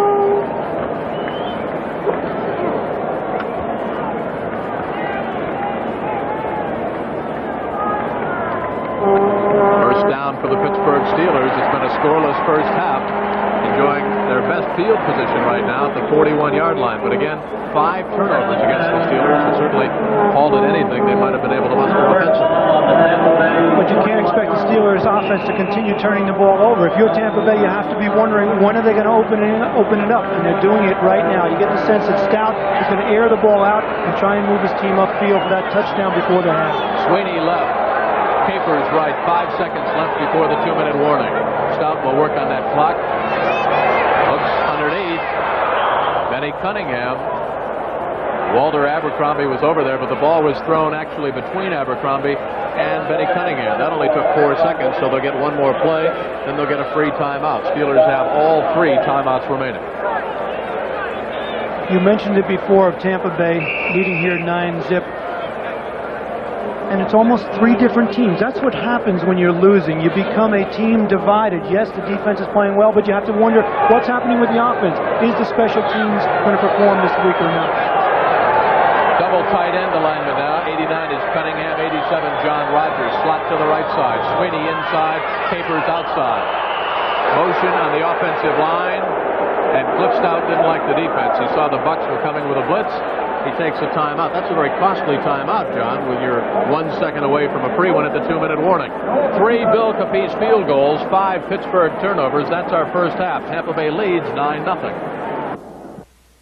Brought to you as a public service by the National Football League and Steve Wilson, number 50, the veteran center of the Tampa Bay Buccaneers. Costly timeout taken by Cliff Stoudt right there. Had a free one coming with just one more play. We approach the 2-minute warning. Capers to the right side. Sweeney left. The backs are Walter Abercrombie, 34. Franco Harris, 32. Stoudt looks at 2nd and 10. The draw play to Franco Harris. Smothered down at the 40-yard line. And now the 2-minute warning. If he took a timeout to call that play. It was even more foolish than we thought. Franco Harris not exactly ripping up the first half. He only has 26 yards in rushing. The Steelers only have 55 yards total rushing, 58 yards passing. So they've been having their problems. Besides 4 turnovers, Jim, 2 fumbles and 2 interceptions, having their problems offensively. How are things at the NFL control? Dallas now leads by just a field goal. The Giants have scored. Of course, the Cowboys are 7-1. The Giants are 2-5-1. Cardinals have gone up again against the Vikings. Big surprise there. St. Louis 2-5-1. Minnesota leads the NFC Central 6-2. Colts on top again against the Philadelphia Eagles. Baltimore, very surprising, 4-4 in the AFC East. Meanwhile, the Eagles are 4-4 in that NFC East. And coming up on November the 12th, we've got a special edition of Sports Saturday for you here on CBS Sports. Scotty Hamilton leads a very special performance of the top world figure skating champions. And we'll have World Cup aerobatics. And John Madden, Doc, will take us on a world you know all too well. Yes, actually, John's going to be dealing with the heartbreak of some of the athletes who have gone through the NFL, have come out and had their disability problems. Guys like Jim Otto, Dick Butkus, Cheryl Hendrick. And it's interesting, talking to Joe Namath not too long ago, you know, his knee problems are well documented. And he was waiting to see what Jim Otto does with his knees before he eventually does something with his scarred knees and the arthritic knees. So it should be an interesting John Madden on the road, John Madden's journeys. 3rd and 9 for Stoudt and the Steelers. They've done nothing offensively. Needs 9 for the first down. Won't get it. Didn't even get back to the line of scrimmage.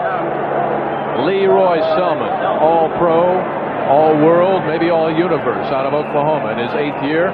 The Bucs' first-round draft pick in '76, and Booker Reese, a fellow we had a chance to talk to at the hotel yesterday, in his 2nd year out of Bethune-Cookman, asking the mood of the team. He said almost one of disbelief. That's generally the feeling. You know, what do we do to turn this around? What do we do to break this 0-8 scheme? Well, they're doing something today, but it's been all defense. I don't know if they can hang on to just defense. They weren't able to do it last week. They weren't able to do it in previous weeks. Steelers letting the clock wind down. Tampa Bay does not take a timeout. Colquitt, low spiraling kick, goes for the coffin corner and nails a beauty out of bounds at the 3-yard line. A 37-yard kick. That one was not for distance. That was for direction. Sets up an interesting situation, Jim. Now the Steelers actually might get a shot at the ball, having the ball back again, but they used that one timeout. Remember Cliff Stoudt just before the 2-minute warning? There was confusion. As you look at the comparative, look at James Wilder, 19 rushes, 61 yards. Playing against his hero, Franco Harris, has only rushed the ball 9 times for 27 yards. Interesting, though, when you said that to Franco Harris about James Wilder, he said, you know what? It makes me feel old. That good shot of James Wilder, the leading ball carrier, the leading pass receiver for the Buccaneers. Be careful time now, and they'll play it that way. Wilder, knife down, maybe got back to the line of scrimmage. 1:04 left to go in this first half. It has been all Tampa Bay's defense. They've forced 4 turnovers, 2 fumbles, 2 interceptions, and 1 on specialty teams when Scansey dropped the ball, recovered, led to the 3rd Bill Capiz field goal, 9-0, and that's where we are. They don't look like an 0-8 football team. They certainly don't. And the Pittsburgh Steelers call a timeout. Never a team to let an opportunity pass by. Pittsburgh wants to make Tampa Bay do something down there. Hopefully they'll get a turnover, maybe create a fumble. Quite a scene right there. Jack Thompson on the left and John McKay on the right. McKay, quoted in the papers this week, is saying, "It is now time for Jack Thompson to assert himself as the quarterback. We have done just about all we can do." He is a little bit fearful that the booing back in Tampa Bay is going to shake his confidence a little bit. He said well, John told us in the hotel yesterday, he said, the coach came over and he said, "Are you a man or are you a mouse?" Exactly. He wants to get that pride from Jack Thompson. And actually, Jack Thompson has an excellent sense of humor. And it says, you know, it's interesting. I come into the huddle, and these guys really don't know me as a person. I'll say something when the booing is cascading down on me. I'll say, wow, fans in Tampa really do love me. And all his offensive linemen will look at him like, what, are you crazy? Well, he was glad to see 77 come in there. Bujnak, because they played together in Cincinnati. He looked around that offensive huddle. He didn't know anybody. Finding a friend is important on the football field, especially for a quarterback. 2nd and 10. Wilder will not fumble the football, only hoping to use up some time. Steelers take a timeout again. Interesting though, Jim, picking up on that note with Jack Thompson and John McKay. John McKay, despite last week putting in Jerry Goldstein for one series, said that Jack Thompson is my quarterback and will be my quarterback. Of course, he gave up a #1 draft choice to Cincinnati to get Jack Thompson. Well, he was fearful, as we said, that fan reaction might prevent Jack from reaching his full potential because he has such excellent practices. You talk to the Bucs, they said, we had a great week of practice, maybe the best practice we've had, even including before the Dallas game. So they were very enthused. Coming up at halftime, scores and highlights with Brendan Irv from the NFL Today in New York. Legends of the game, the Golden Boy out of Notre Dame. That could only be Mr. Horning. The Golden Boy, the triple threat, forerunner of guys like Joe Namath, that lifestyle, fun and football combined. Paul Horning at halftime. We talk about James Wilder, who came in with 69 carries, 233 yards, and a 3.4 average, and 3 touchdowns, 2 of them last week against the Saints. He has now carried 21 times in this football game. That is more than he's carried in one game in his entire career. 64 yards. And we've got 30 minutes of regulation to go for that young man. He is running like his idol, Franco Harris. 3rd and 7 for the Buccaneers. Wilder again. Steeler defense stiffens. They held him inside the 10. Garcia will punt it away, but the Steelers are out of timeouts. And boy, would they like to have that timeout. They wasted back. They will get the ball back. The Tampa Bay Bucs will have to punt. There's 40 seconds left. Be interesting to see if they actually let the clock run down, take a 5-yard penalty. I don't think you take a 5-yard penalty when Garcia is standing 7 yards deep in the end zone. Not this deep in your end zone. He'll try to wait till the last second. There are 8 seconds left, so he'll wait till that last second and then kick it away. 8 seconds left on the clock. Scansey is back. A beautiful punt by Garcia. He backs Scansey up 12 yards. Scansey will try to get out of bounds, dives for it at the 47. Chased out in the grasp of Scott Brantley in his 4th year out of Florida, who doubles on the specialty teams, a 53-yard kick, and the Bucs needed that one from Frank Garcia, a 7-yard return. So Cliff Stoudt will have just 11 ticks left to go on the clock to try to work it down into field goal range. He has got the ball, the arm capable of throwing it into the end zone. He throws a different kind of a ball than a Bradshaw. Cliff throws it 60 yards in the air. Bradshaw can throw it about 75. It just arrives a little differently. It's a difference in velocity. Tom Moore telling us yesterday there are few quarterbacks that can throw the ball as well as Bradshaw. Maybe Burt Jones. Stoudt has a strong arm, but certainly not as strong as Terry Bradshaw. Abercrombie right, slot to the left. Sweeney outside, Capers inside. Stoudt looks like he wants to go up top and go big. Airs it out. Looks for Capers. Capers intercepted at the 3-yard line. The 6th turnover, the 2nd of the game by Beasley Reese, the former New York Giant.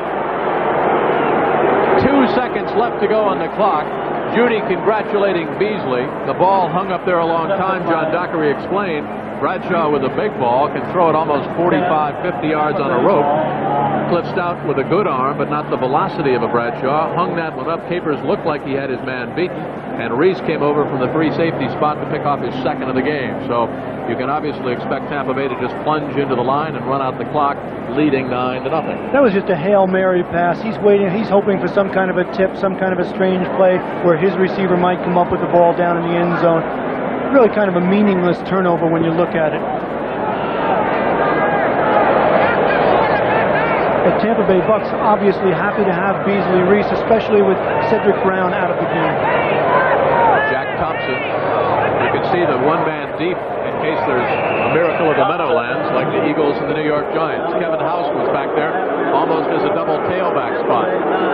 There have been 6 Pittsburgh Steeler turnovers. 3 Bill Capiz field goals. 9-0. The 0-8 Buccaneers on top over the Steelers. Scores and highlights. Legends of the game with Brendan Irv coming up at halftime. Back to a sold-out Three Rivers Stadium in Pittsburgh. The 91st consecutive sellout. The crowd starting to come alive as they strike up the Pittsburgh Steeler polka. And I've done a couple of the AFC championships from this very stadium.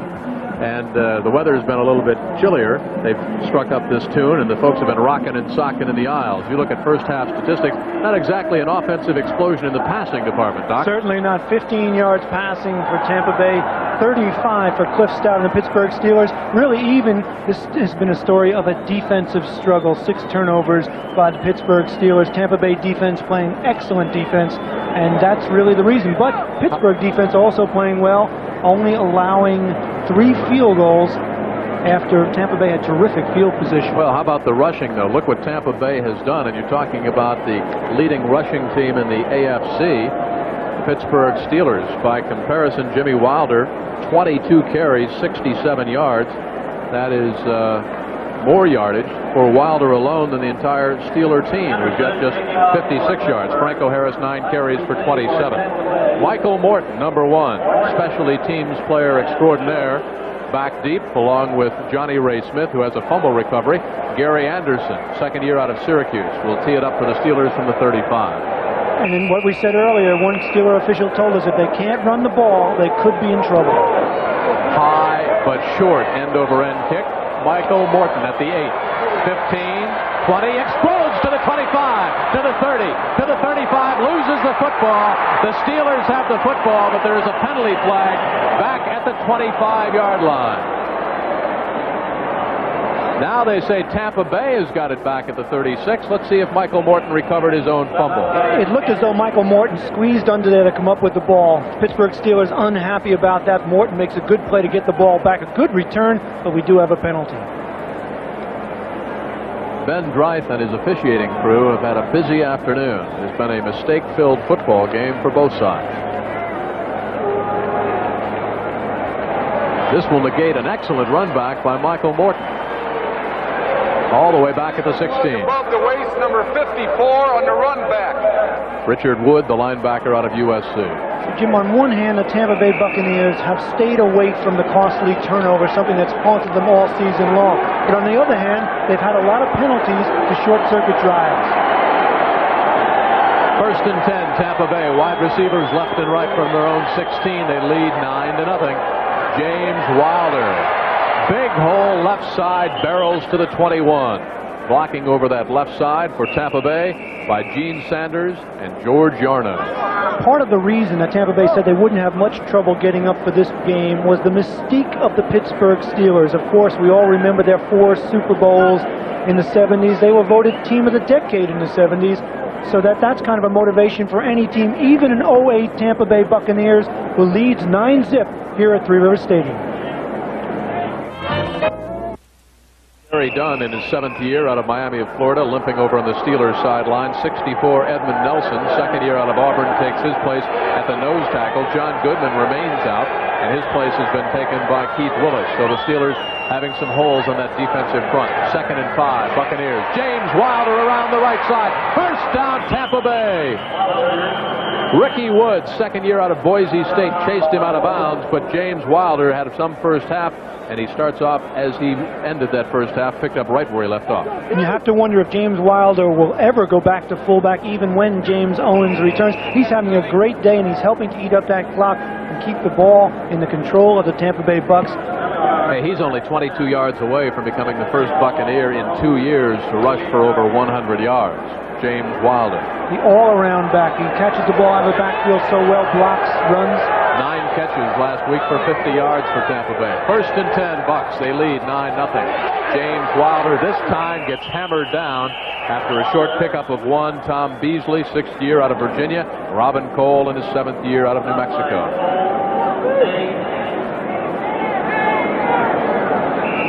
You can bet Jack Lambert. Interesting, yesterday when we were talking to Wilder, he said, yes, I'm playing against my hero, Franco Harris, and also against another legend, Jack Lambert, and I plan to run by him. I said, you have the nerve to run by a legend like Jack Lambert? Yeah, why not?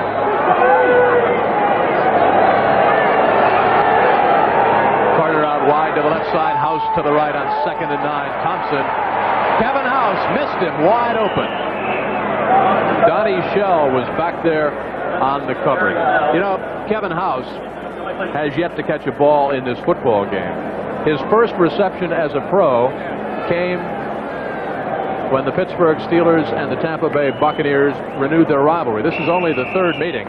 House made his first catch of his career, a 26-yarder, back on the 9th of November back in '81, when Pittsburgh prevailed 24-21 in Tampa Bay. The first meeting between these two teams, the Bucs would just as soon forget about. That was back on December the 5th of '76, when John McKay brought his battered and bruised expansion Buccaneer team here to Three Rivers, and it was 42-0 Pittsburgh. On 3rd and 9, the draw play, and James Wilder will try to fight for first down yardage, but he'll be about 3 yards shy. He approaches the 35. He needed to get up to about the 37.5 in the grasp of Jack Lambert.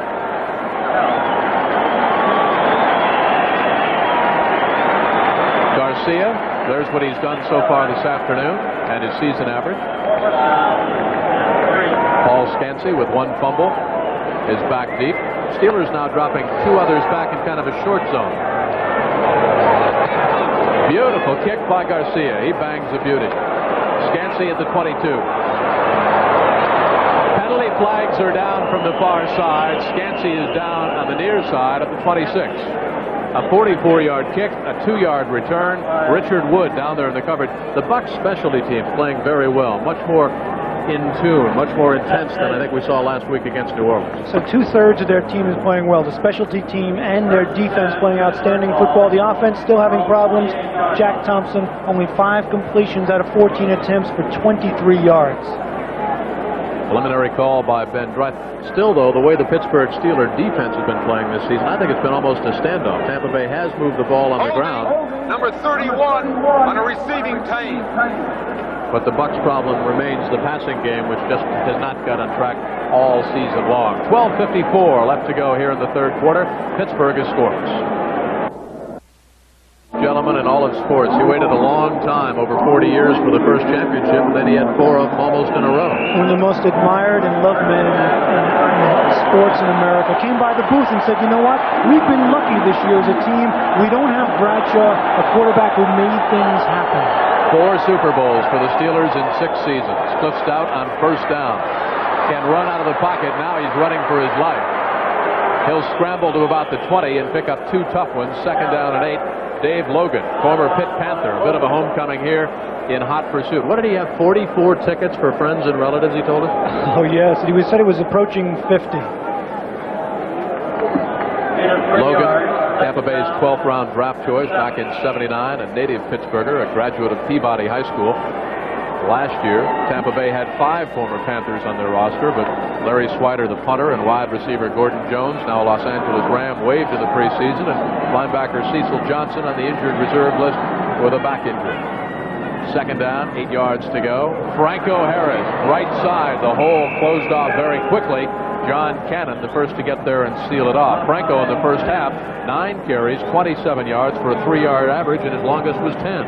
Talking to all the people around the Pittsburgh Steelers, they said, yes, if we can't run the ball, we might have problems. And we said, well, can Cliff Stoudt bring your team back if you're down late in the game and need to score in a hurry? He said, you know what? We don't know that yet because we've never had to do it. 3rd and 5 for Stoudt and the Steelers. They trail 9-0. 5 defensive backs deployed by the Buccaneers. Stoudt looks to the right side, got a flood formation, got Franco open, doesn't go to him, goes to Capers at the 35. Capers to the 40. First down for Pittsburgh. Hugh Green in on the tackle. A 17-yard pickup. Watch from the end zone at Stoudt. Stoudt takes his time. He's looking downfield. All good quarterbacks have vision here. He comes back to Capers. He looks off the defensive back for a big completion and a first down. Remember talking to Tom Moore yesterday. He said the good quarterbacks have that vision. He said Stoudt does not have it yet, but it's starting to come, and there you saw an example of it. He wanted to get the ball to Capers, though. That might be a bad sign if he's starting to force it, because underneath you saw he had Franco Harris for a very short gain, but then Franco can run for it. Play action. Wide open. Benny Cunningham. First down. Back-to-back first down passes by Cliff Stoudt. Hugh Green and Jeff Davis hanging on, and that brings the crowd alive. A 17-yard pickup followed by a 25-yard gain. The fake makes this play. They fake the trap to Abercrombie. He stands up, finds Benny Cunningham, all 6'5", 260 pounds of him. He rolls for a first down. Sweeney with with one catch, Abercrombie with two, Franco Harris with two, Capers with three, and now Cunningham with one. Stoudt, third straight pass. Cunningham again, down to the 30. Loose, but the Bucs have it back. Now it's fumbled again. Mad scramble on the far sideline, right in front of Tampa Bay's bench. Hugh Green was over there. Tampa Bay has the football.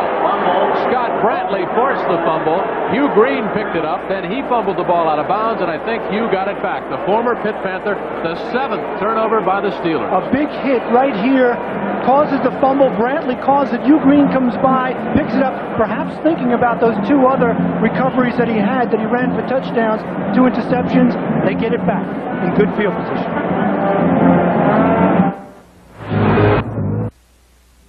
Watch the hit by Scott Brantley, and then watch number 53, Hugh Green, carry that pigskin like a loaf of bread. Brantley makes the hit. Hugh Green comes by, picks it up, says, yeah, I'm just going to the store. He's lucky the ball rolls out of bounds. Tampa Bay gets it back. Green just gets it before it goes out of bounds. 7 turnovers for the Pittsburgh Steelers. That is the story of this football game. First and 10 for the Buccaneers. They lead 9-0. They're looking for their first win of this 1983 season. Wide receivers left and right. The backs are in the I formation. Play action out of the backfield. Thompson completes it to James Wilder. Play action, but the Steelers weren't fooled, and Thompson scrambling for his life back there. The 7 turnovers that John alluded to equals the season high for the Steelers. They had 7 turnovers against the Denver Broncos. They ended up losing that game. It was their first of the year, 14-10 to the Denver Broncos. They came back and beat Green Bay in Green Bay, 25-21 to even their record. Then they knocked off Houston, 40-28, and they lost to the Patriots, 28-23. Then they were 2-2. As you watch James Wilder, and that's really where Chuck Noll thought the turning point of the season was. That's where the team had to come together and decide what they were going to do with the season. You know, Jim, when you look at the Pittsburgh Steelers, yes, they are 6-2, and yes, they have been on a 4-game roll. But you look at the teams they've beaten. They've beaten Houston, who is winless twice. They've beaten Cincinnati and Cleveland. So 4 of their 6 wins for Chuck Noll's Steelers have not been against the toughest opposition. Interesting to ask Chuck yesterday if he has changed his coaching at all, because the mood of the team has changed. Bradshaw gone, Swan retired, Stallworth out.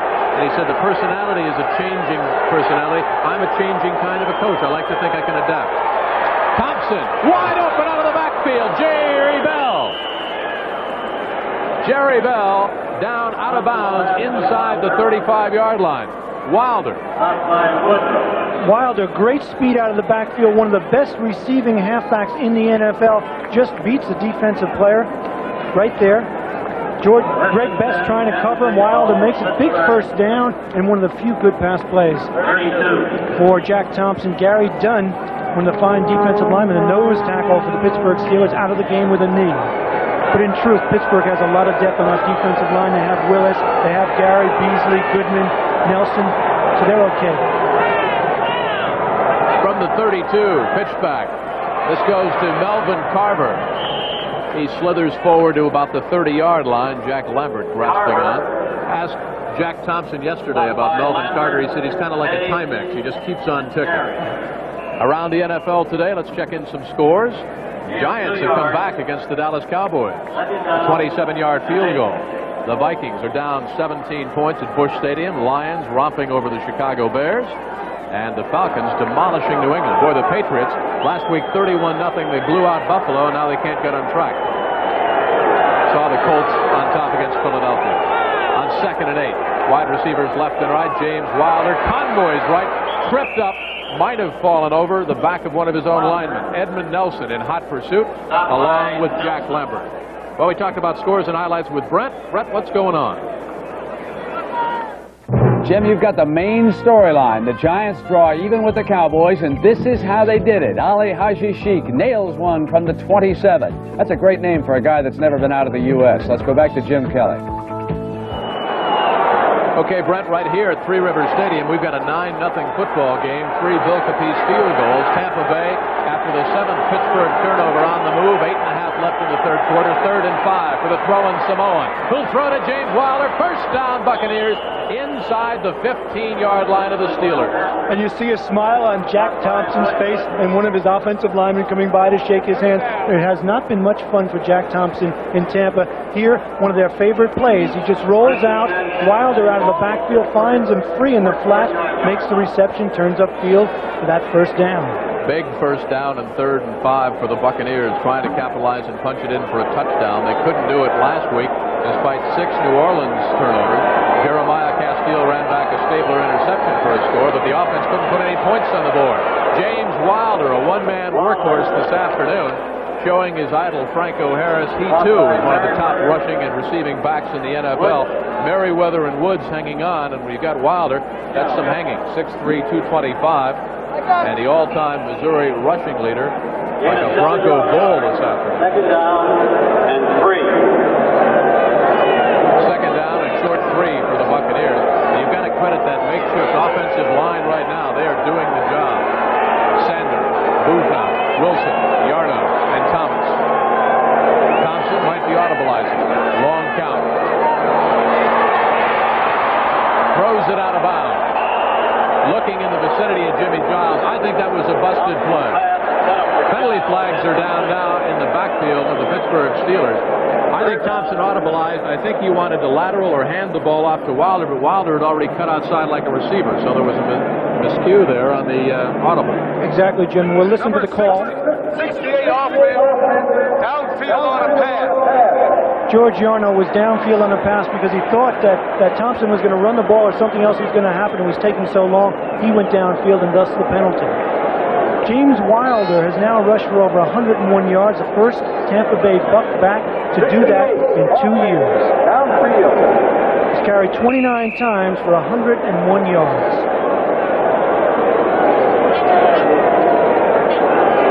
And that's exactly what the Pittsburgh Steelers have been giving up per game. Pittsburgh Steelers defense 101 yards a game, so they're not having a good afternoon on defense.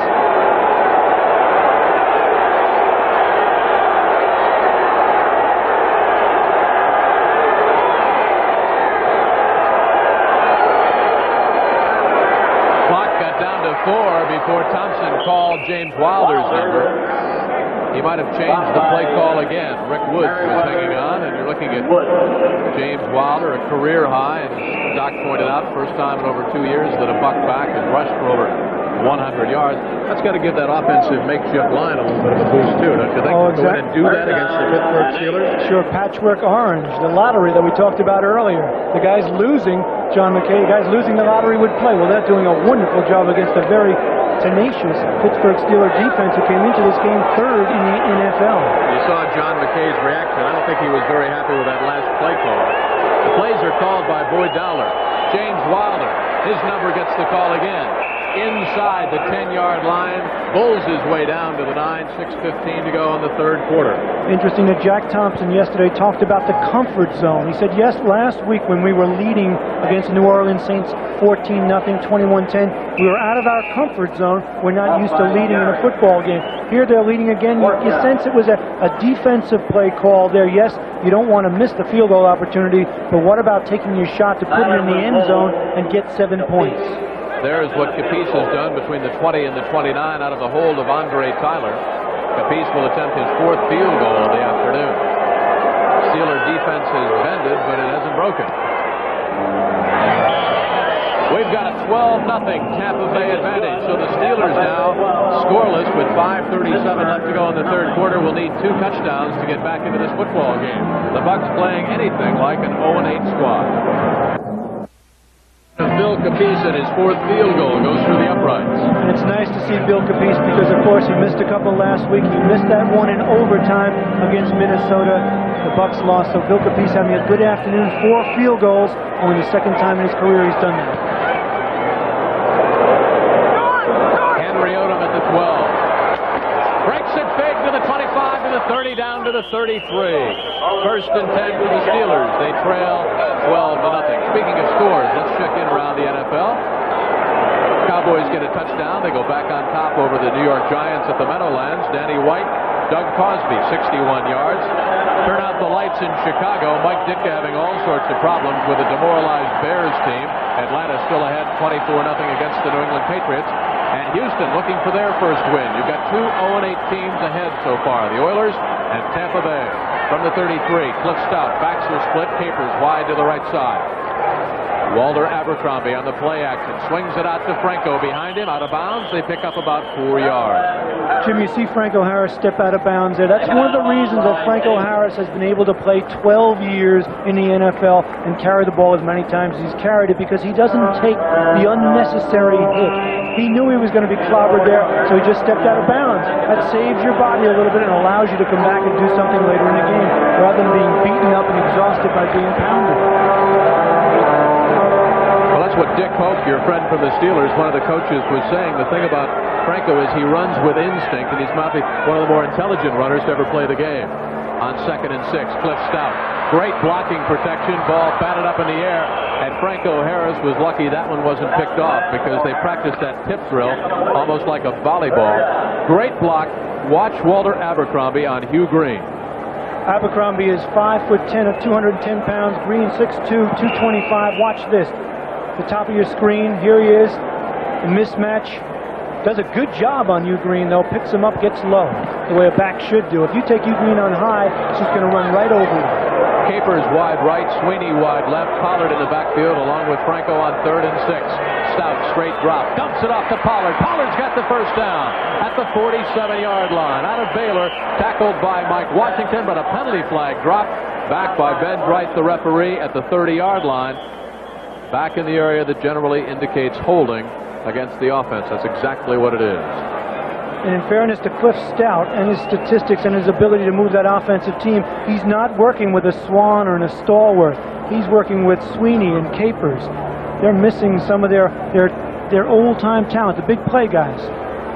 Mike Washington, the injured Tampa Bay Buccaneer, down at the 47. Number 73. Craig Wolfley out of Syracuse in his 4th year. You know, it was interesting talking yesterday to that man, Chuck Noll, and asking him, can the Pittsburgh Steelers come from behind with Cliff Stoudt at quarterback, unlike Terry Bradshaw, who was a big play kind of man? We'll tell you his answer when we come right back. It's hurting both teams, but turnovers disastrously for the Pittsburgh Steelers, 7 of them, and 4 Bill Capiz field goals. That is Mike Washington going off. To go back to Chuck Noll, when we were talking to the Pittsburgh Steelers coach yesterday, we said, can your team come from behind with Cliff Stoudt, who likes to have a more organized, controlled kind of a drive, unlike Terry Bradshaw, who's a big play kind of quarterback? Chuck said, quite honestly, we don't know. We don't know if we can come from behind. We haven't had to do it that often, frankly. Well, they're going to have to do it this afternoon. They're down 12-0, 5:11 left in the 3rd quarter. We're going to find out something about Cliff Stoudt and Chuck Noll today in the offense of the Pittsburgh Steelers. I think he would look at this as a pretty good test for his young Steelers squad as well, because, let's be honest, the Steeler schedule the rest of the way is not exactly lined with Dallas and Minnesota and the Raiders. And he said, remember, we asked him about the interesting problem. If Terry Bradshaw does come back, and we saw Bradshaw on Friday, he said, Mike Washington still down. Bradshaw said, look, you know, my arm is getting better, my elbow feels good, but I'm having trouble. I have pain in my tricep muscle. And they're bringing out the stretcher for Mike Washington. It has been that kind of a year for the Tampa Bay Buccaneers. Mike Washington in his 8th year out of Alabama, number 40. It has been a patched offensive line for the Bucs. It's been a patched up secondary, and it's been kind of a revolving door. We said it last week that the most valuable player might be the trainer Tom Oxley, because Tampa Bay missing 5 starters today who ordinarily would play. Guard Sean Farrell, running back Jimmy Owens, linebacker Andy Hawkins, and the safety Cedric Brown, who went down last week against the Saints, cornerback Norris Thomas. In all, 13 Tampa Bay starters have been down for a total of the equivalent of 32 games, and that includes, and this is almost unbelievable, every member of their offensive line plus 2 of their starting safeties. Exactly. You talk about safety. Neil Colsey is not in there. He's out for the season. Now Mike Washington's hurt. Cedric Brown's hurt. Beasley Reese only here for 10 days. He's playing free safety as Mike Washington, in obvious pain, leaves the field. 5:11 to go here. A 12-0 game. The Bucs looking for their first win. Let's go to New York. Brent? Jim, we certainly hope that Mike Washington is not seriously hurt. Meanwhile, the Giants have come back against the Cowboys. Butch Woolfolk out of the backfield. Defensive coverage mistake by the Cowboys. The linebacker lets him go free. 44 yards, but the Giants have to settle for a field goal. 24-20 Cowboys. Let's go back to Jim Kelly and John Dockery. Okay, Brent, so the Giants' deficit is just 4. The Giants 2-5-1, trying to rebound from their poor effort last Monday night against the Cardinals at Busch Stadium. The Cowboys, of course, are 7-1, looking over their shoulder at the Redskins. Cliff Stoudt looking all around. The Tampa Bay Buccaneers can run for it now. He's got to turn the corner. Dives across the 38, maybe to the 39-yard line. John Cannon in hot pursuit. Now, Cannon is 6'5", 260 out of William & Mary, and he was stride for stride, step for step with Cliff Stoudt. Another look. And Cliff Stoudt is one of the best scrambling quarterbacks in the NFL. Here he's looking downfield. Remember, he's got long yardage. His receivers are going deep.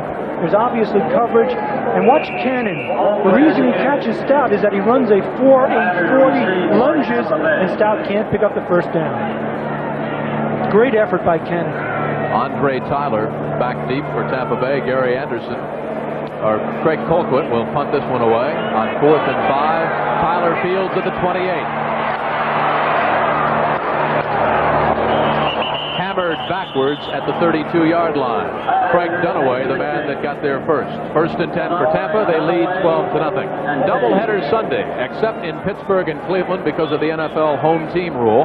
Most of you will see the Dolphins of Don Shula with their outstanding rookie Dan Marino, who leads the AFC in passing. And hey, when was the last time a rookie did that? And Eric Dickerson, the outstanding rookie for John Robinson's Rams. They will battle next, except those of you in Fort Pierce and Fort Myers, Florida. You'll see the Green Bay Packers with the equally explosive John Jefferson and James Lofton taking on the Cincinnati Bengals. 1st and 10 for the Buccaneers. They're 0-8, but they lead 12-0. James Wilder. You think maybe he'll get a game ball? He should get a whole bunch of game ball, maybe a half a dozen. You talk about that next game, the Rams against the Dolphins, and what about Vince Ferragamo? Last week, 5 touchdowns in that losing effort to San Francisco. Of course, Marino, 2 touchdowns versus Buffalo last week. Miami won 3 against the Jets the week before. We could have a passing duel par excellence in that second game here on CBS. 2nd and 7 for the 0-8 Buccaneers. Wide receivers left and right. Thompson sets them down at his own 36. Jack hands off to who else? James Wilder breaks the tackle at the 35 and bowls his way up near the 39. Lauren Taves, 11 years out of California, the first to get there for the Pittsburgh Steelers. You are looking at the parents of Gabe Rivera, the priest on the left. A tragedy here in Pittsburgh. Of course, you know the story. Their outstanding rookie defensive lineman tragically injured in a car accident. He's in a Pittsburgh hospital. There is Gabe Rivera. You talk about potential. Sometimes that word is overworked. They said that this man has the potential to be another Mean Joe Green for the Pittsburgh Steelers on defense. Gabe, we know you're watching in a Pittsburgh hospital here on KDKA Channel 2, our CBS affiliate. Best wishes from all of us at CBS Sports for a very speedy and healthy recovery. Just our best wishes to you after that tragic car accident. Gerald Carter crosses midfield for Tampa Bay, and that is a Buccaneer first down. Well, you don't think Gabe Rivera would like to be out there and playing in this game today? A fine young man. Mr. Rooney had Gabe's parents here on Friday for lunch, and then they watched practice. They had come from the hospital, and the Steelers, you know, their best wishes for Gabe also, trying to put it out of their mind. Gabe's got a good friend on the Buccaneers, Hassan Abu Bakr. They play together, defensive lineman at Texas Tech. And he said to send his best wishes along, too. James Wilder bowls his way inside the 47-yard line. Keith Willis, Dwayne Woodruff down there for the Pittsburgh Steelers. The brain trust of Tampa Bay. Again, the plays are being called by Boyd Dowler, who is upstairs in the press box, not down on the field. For the first 8 games, I guess when you're 0-8, you try anything. Exactly. You saw Theo Bell, the former Pittsburgh Steeler, coming in with a play for Jack Thompson. 2 minutes, 20 seconds left in the 3rd quarter. This will be the 35th carry by James Wilder out of the backfield. Mike Merriweather was hanging on. Have any idea who owns the NFL record for most carries in one game? I give up. I bet you he wears the same number as James Wilder. Not Franco Harris. Now I know. And now all of you folks know also how many carries. 41. 41. Amazing durability for Franco Harris. Incredible. Wilder, 35 carries, 116 yards. He said that man was his idol. 3rd and 8. Big play time for the Bucs offense as well as the Pittsburgh defense. Here come the Steelers on the blitz. Thompson unloads, and Gerald Carter cannot hang on. Thompson did well just to get rid of the football. Thompson had no time to set up and throw that ball. Incomplete, and you get the feeling, you know what, I have a feeling about this game, Jim, and I have to tell you, it's like a boxer. When you knock your opponent to the canvas a number of times and you don't knock him out, you have to wonder whether he'll get up and come back to haunt you. Now, the Bucs have had numerous opportunities, yet they only lead 12-0, and they're giving the ball back to Pittsburgh. Garcia back to punt, Scansey back deep on 4th and 8. The Buccaneers lead it 12-0.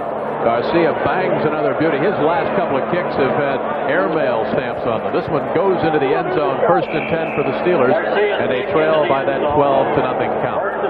College football here on CBS next Saturday. The Pitt Panthers, Hugh Green here, of course, the former Pitt Panther, nose tackle Dave Logan the same, up against the Irish of Notre Dame, and the winner of that game between Florida and Georgia Tech might have the inside shot for the Sugar Bowl. You and I were there for the Sugar Bowl last year. We watched Herschel do a little damage. Herschel, but what about Notre Dame? They've won 5 straight with their new freshman quarterback, Steve Berline. That should be a good game. It all starts, of course, with the NCAA today. Brent Musburger, Ara Parseghian, all back, and Pat O'Brien, of course, in New York. On 1st and 10, all kinds of time. Stoudt doesn't know who to throw to. He needs somebody to come back and help him out. Unbelievable! He's got 10 seconds to throw the football. Now he dumps off to Walter Abercrombie, who breaks it big. Abercrombie across midfield, down to the 40-yard line.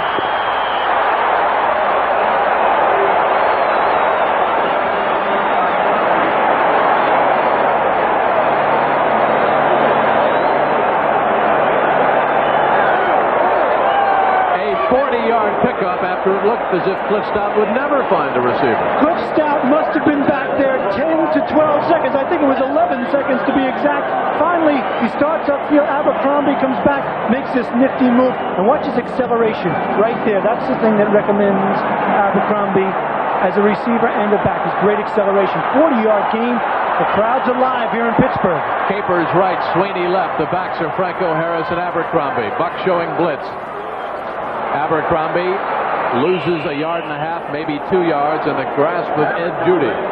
Big defensive play right there for the Bucs secondary. The crowd was rising to it. You could see the Pittsburgh Steelers on offense breaking the huddle crisply. They hadn't been doing that for a while. And we talked about the Tampa Buccaneers, the guys that are waiting for that coconut to drop off the field. Well, this is the team that expects the coconut to drop off the field, give him a concussion, fall to the ground, trip over it, roll down a hill, and then get hit by a raging rhino.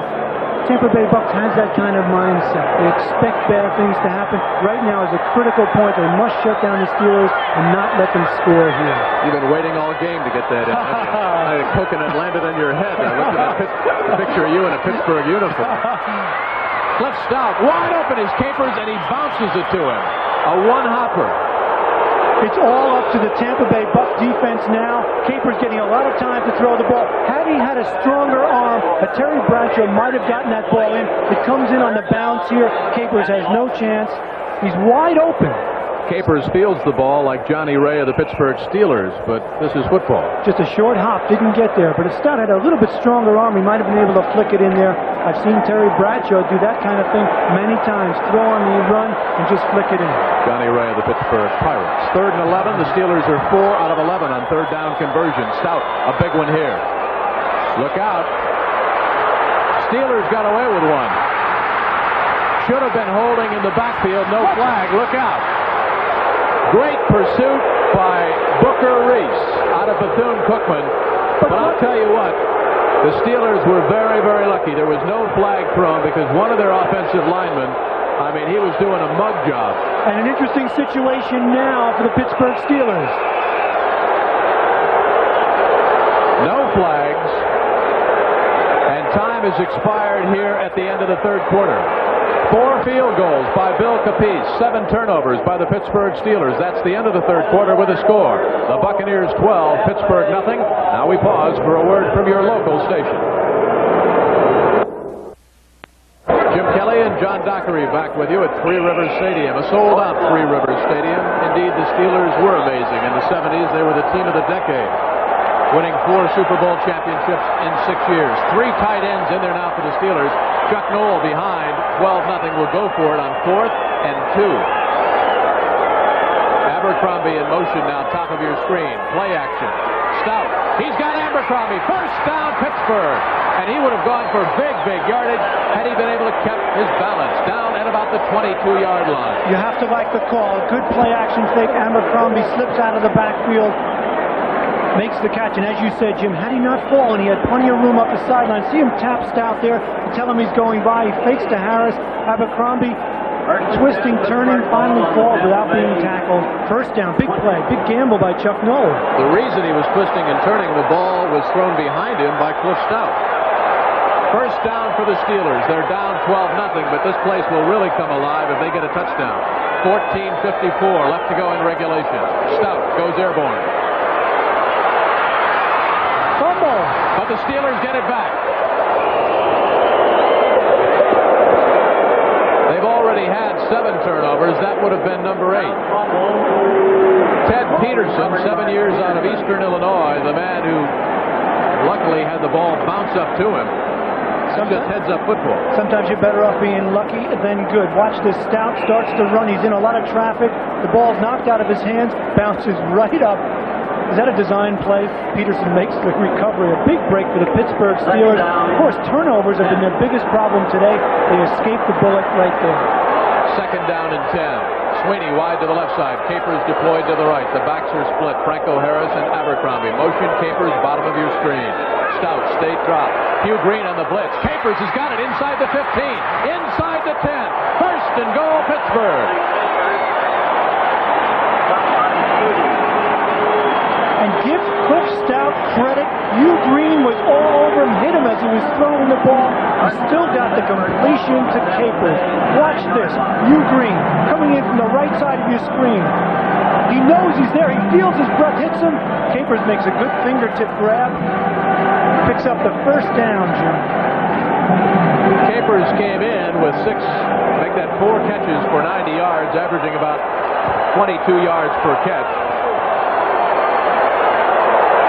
Now the Steelers looking at first and goal, and Cliff Stoudt, all kinds of confusion. They try to get Abercrombie off the field, and Stout's got to take a very valuable timeout.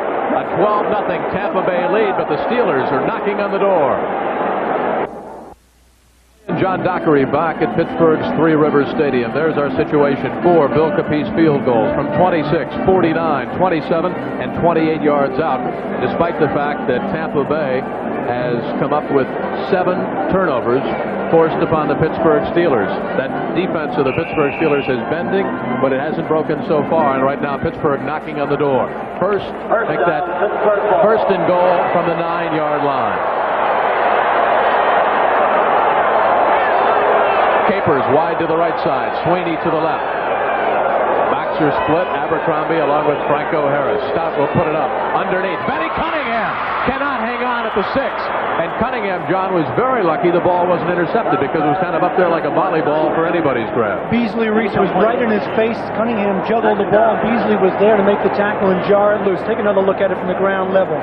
Stoudt takes a short drop. He wants to throw the ball right now to Cunningham. Gets it to him. Okay, Cunningham just doesn't pull it in and tuck it away. See, he juggles it right here. Beasley says, hey, wait a minute.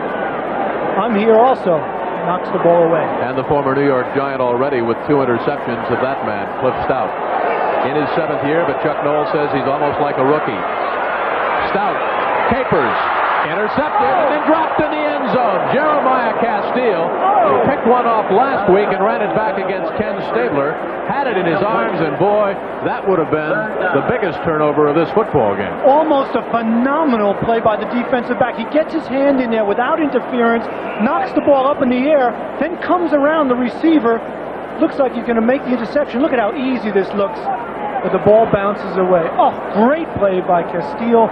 Could have been a fabulous play had he held on to the interception. A lucky break for Pittsburgh. That play will have a large outcome on this football game. 13:06, 3rd and goal. Slot formation to the right side. Stoudt looking right. can run for it. Now the pressure's on. Dumps it off to Cunningham. Out of bounds. He had number 89, Benny Cunningham, the tight end, but he threw the ball a little bit too softly, a little bit too high. Exactly, Jim. And what pressure that puts on a defense when a quarterback can scramble from around the 9 to 15-yard range. He had tremendous pressure on the defensive backfield. Cunningham was wide open. He just threw the ball up and away. Cunningham couldn't come down in bounds. There was no chance. See him leaping there. No chance of getting his feet down in bounds. Both out. And you saw how wide open that man, Benny Cunningham, 8th year out of Clemson, was. Johnny Rodgers, the explosive second-year tight end out of Louisiana Tech, a free agent in there. 4th and 9, the Steelers will go for it. They need the touchdown. Stoudt can run to the left. Look at it now, the pressure comes on. Out of the pocket, Stoudt, do or die time. Incomplete to Rodgers in the end zone.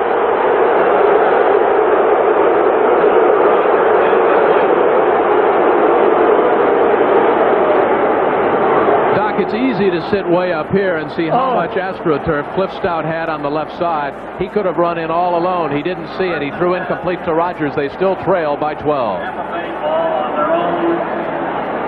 Winner, Dave.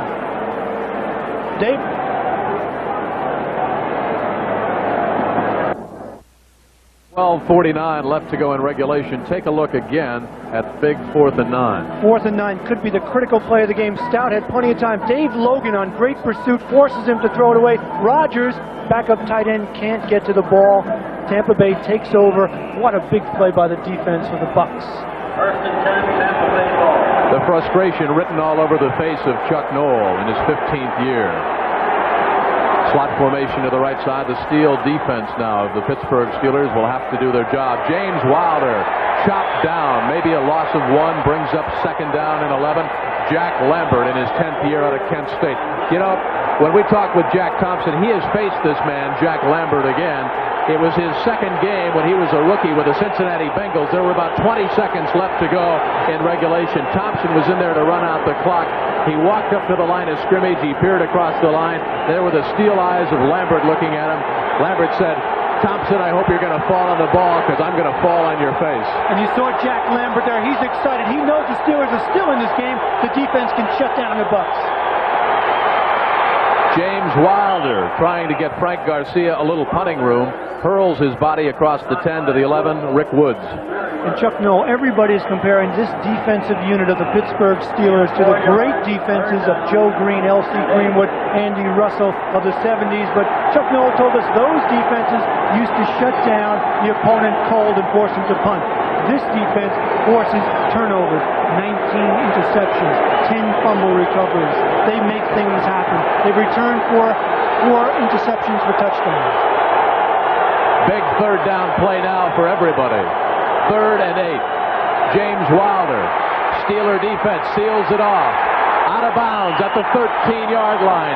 Dwayne Woodruff stretched it out, and listen to the crowd at Three Rivers.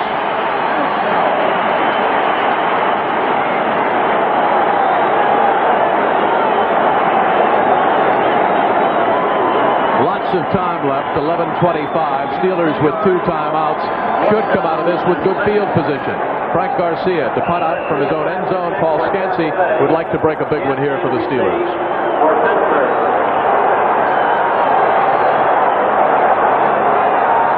Steelers have the return on. I don't know, Doc, when you've got them backed up that deep, if you don't want to try to block the punt. Scansey at the 49 of Tampa Bay.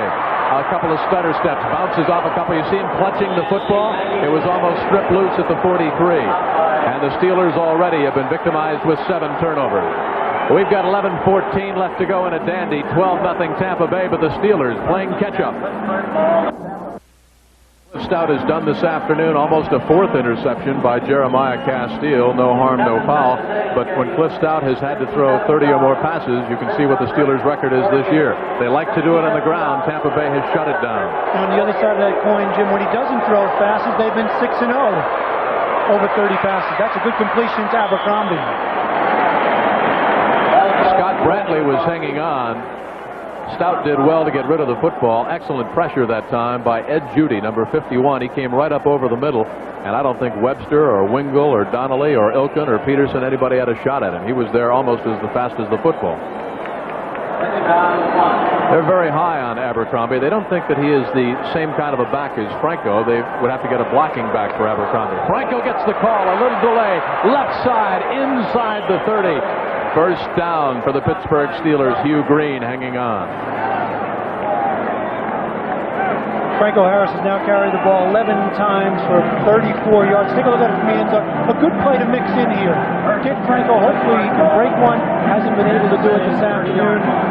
Steeler rushing game has not been the dominant force it's been in the past. They are one of the 2 teams in the NFL to have more yards on the ground than through the air. Sweeney left, Capers right on 1st and 10. Swing pass to Abercrombie. Needs a block, doesn't get it.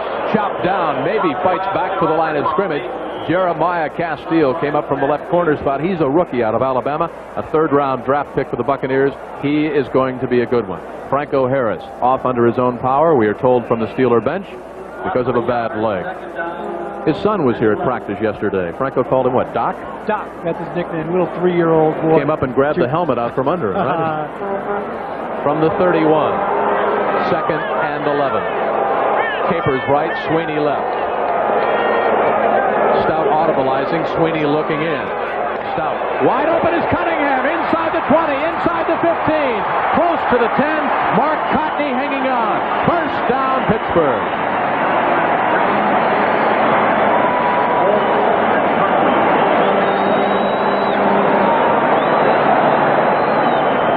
Pittsburgh knocking at the door again. Remember, 2 scores, 2 touchdowns, puts them ahead in this game. They're losing 12-zip at the moment. No fake whatsoever there, just a misdirection. Cunningham dragging across the middle in that hole between the zones, makes the catch for a first down. Cotney, number 33, one of the 6 Buccaneers around for the 0-26 streak, mired in the middle of this 0-8 losing streak. Stoudt from just outside the 10. Play action, fires to Capers, touchdown!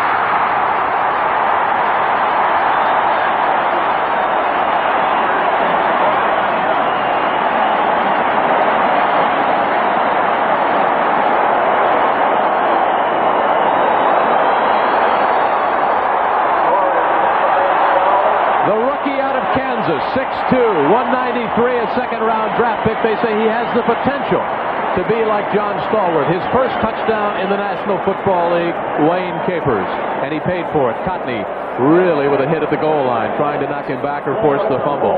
And the Steelers have closed the gap now to within 6.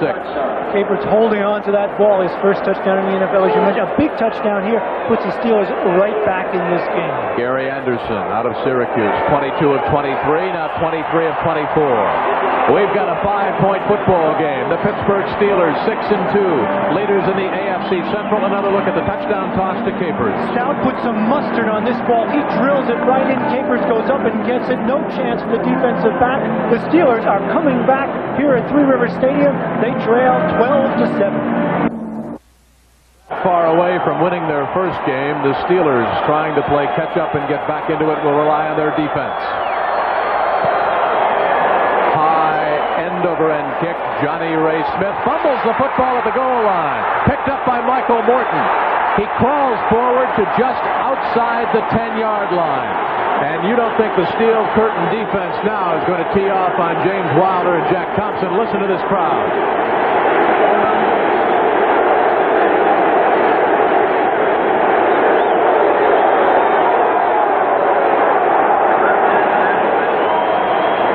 That man, John McKay, must wonder, what do I have to do to win?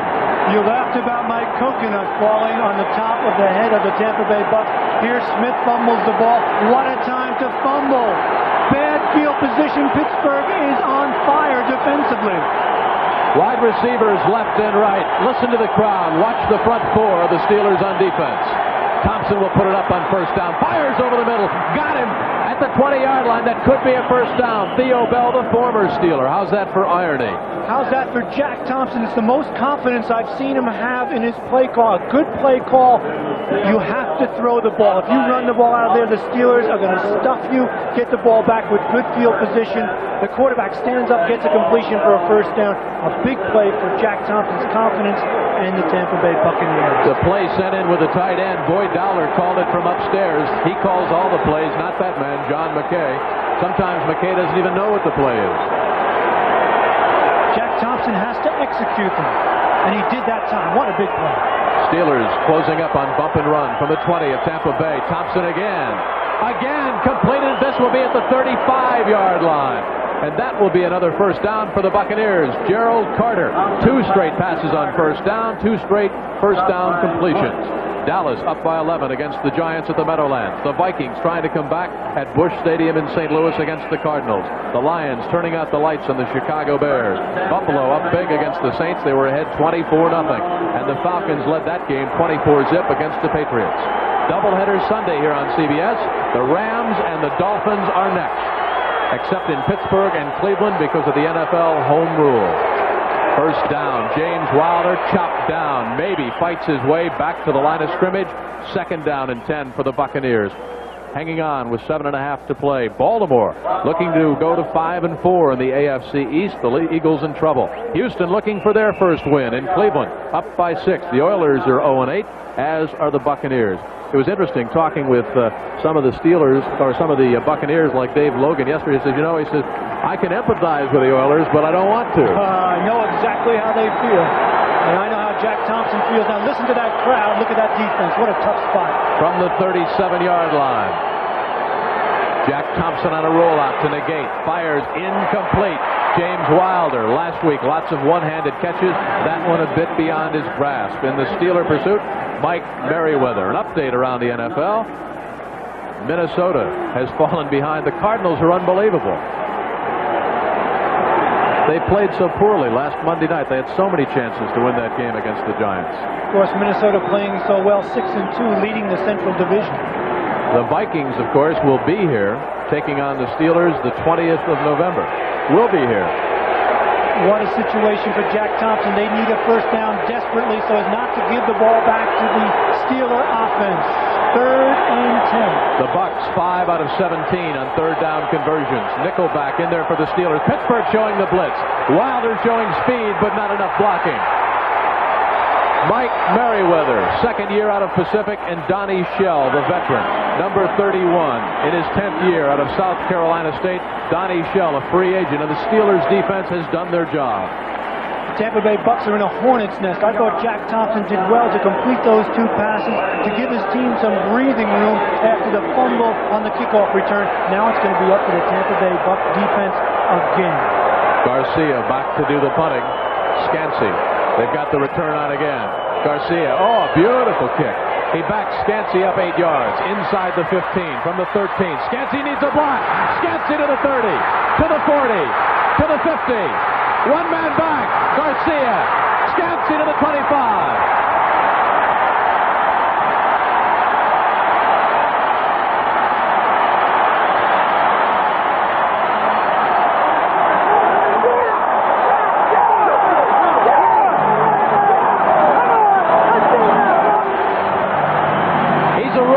Washington, and he certainly more than atoned for that fumble that led to a Bill Capiz field goal. He broke it big. Johnny Ray Smith took a gamble. Watch the right side of your screen. Johnny Ray Smith, number 22, misses the tackle. That allows Scansey to get outside. He's not the swiftest man in the NFL returning, but watch a block by Johnny Rodgers. Johnny Rodgers right there. Garcia plays it well, allows the pursuit to come, make the tackle. Great position for the Pittsburgh Steelers. Whew.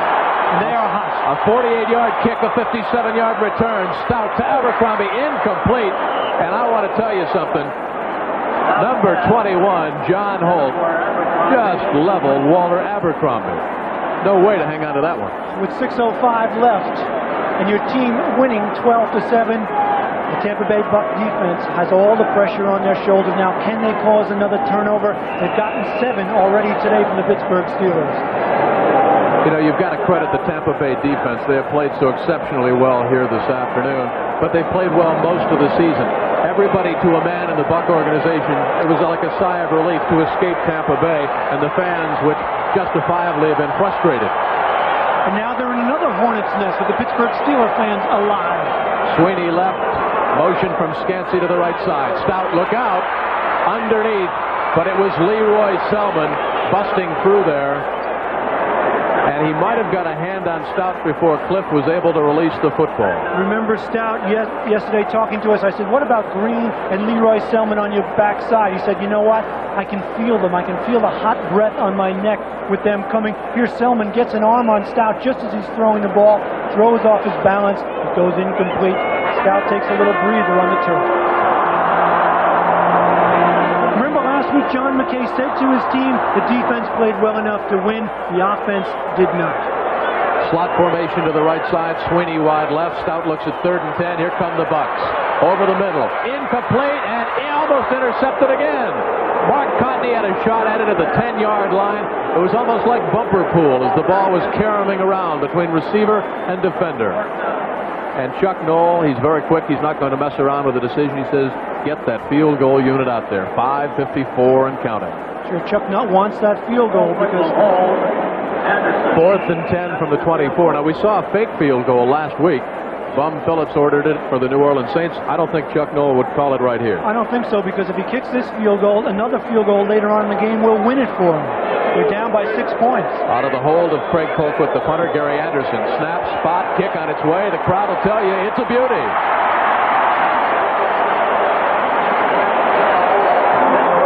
Gary Anderson has now made his last 10 field goal tries here in Three Rivers Stadium, and he brings the Pittsburgh Steelers to within 2 points. Brent, we've got a dandy here. Let's go to New York and find out what seesaw battle you've got. All right, Jim, the Dallas Cowboys with all kinds of breathing room now. It'll be Tony Hill on the receiving end from Danny White, and watch this pathetic secondary.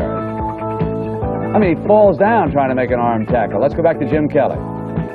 Brent Musburger, the Dallas Cowboys, 7-1, trying to up their record to 8-1, looking over their shoulder at the Washington Redskins. The Redskins, the defending Super Bowl champs, they'll be out at San Diego's Jack Murphy Stadium tomorrow night, a game you can hear on CBS Radio, a game that Brent does the halftime for. And Brent mentioned that the Dallas Cowboys coming back, getting some breathing room. You always have that feeling that the good teams are going to find some way to win. Pittsburgh Steelers are a good team. They come in here 6-2. They're looking for a way to win. Tampa Bay, without losing mindset, 0-8 coming in, wondering how they might lose this one. It's going to be all on Jack Thompson's shoulder. Anderson tees it from the 35. Johnny Ray Smith returns from the 3. Penalty flag down at the 20-yard line. Craig Bingham in there on the tackle defensively for the Pittsburgh Steelers. Ben Dwight, the referee, he's had a busy afternoon. The preliminary indication against the Tampa Bay Buccaneers. You see how Ben is checking right there. He said, are you sure? Clipping against Tampa Bay. They are backing up toward their own goalpost. Time remaining in this football game. The last kickoff return, Jim, there's a fumble in the end zone. They get terrible field position inside the 10. Now a penalty, flipping, moves the ball back again, around inside the 10 again. So Tampa Bay in a terrible situation against this fired-up Pittsburgh defense.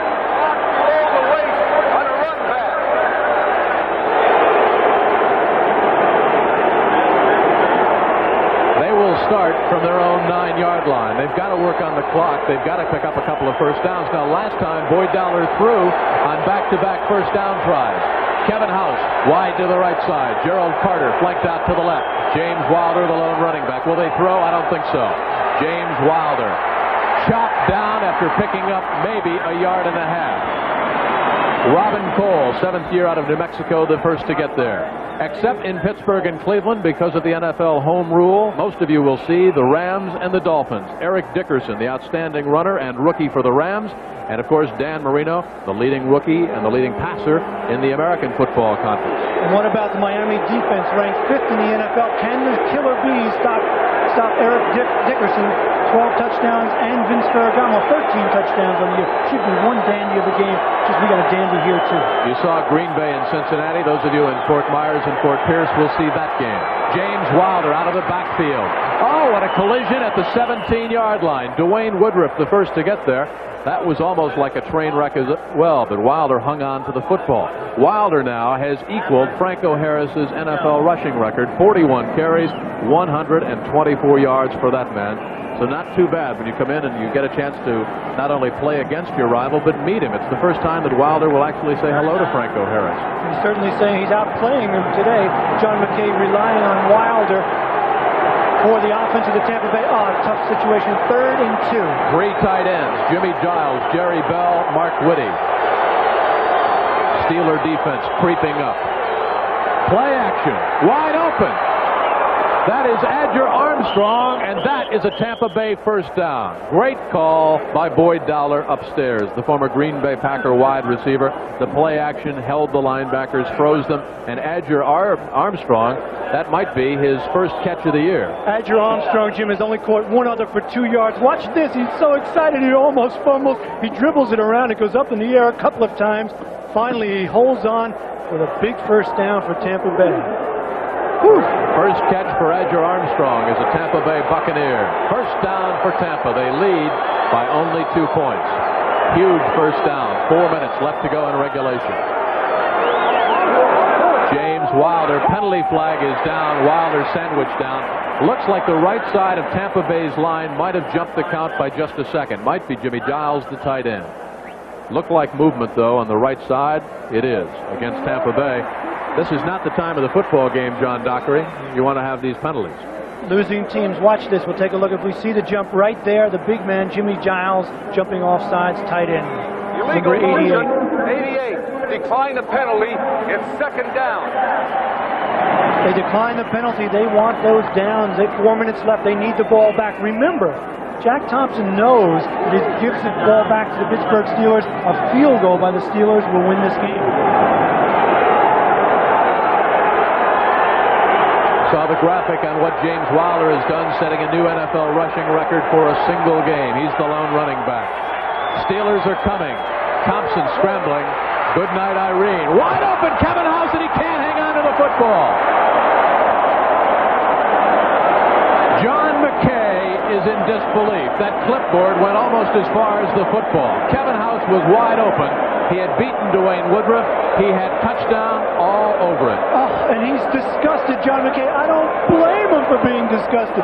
Jack Thompson escapes the blitz, gets some time, lays the ball up softly. Kevin House has his man beaten, just drops the ball. Further heartbreak for Tampa Bay. Oh, my goodness. And Kevin House, we talked about it, has not been part of the Tampa Bay offense. He has been a big play man over the years for Tampa Bay. There's his chance to ice this game because no one would catch Kevin House had he caught that ball. Front page of the sports section in the Pittsburgh paper yesterday. A big picture of John McKay, and his quote was, "We do find some unusual ways to lose." 3rd and 9. Thompson needs the first down. The Steelers need the football. Kevin House again. Drops it again at the 40-yard line. A different kind of a reception, however, posed for number 89. Dwayne Woodruff was beaten again. That one would have been a great catch had Kevin come up with it. But a chance to make up for the flub before. He might have had a chance sliding to catch that ball. He wasn't able to change his route and react and make the reception. So Tampa Bay has to give the ball up to Pittsburgh. Remember, a field goal wins it for the Pittsburgh Steelers. Garcia back to do the punting. The last time, Scansey broke it for 51 yards. Garcia will hang this one up high. Scansey fields at the 22. They've got the wall set up again. Scansey bangs into it down at the 32. Don't go away. We've got a 12-10 football game. Penalty flag down. We'll check the call again. There's your time remaining in regulation. Chances of overtime, virtually nil. 12 for the Buccaneers on 4 Bill Capis field goals. This one's against Tampa Bay. And I would bet you that Chuck Noll would like this one to be kicked again. Downfield, decline a penalty. First down the other way. He's got the football at the 32, and Chuck Noll says, let's go. 3:42 left to go. All he needs is a field goal, and he's got one of the NFL's premier. In fact, the leading scorer in the American Football Conference, in Gary Anderson.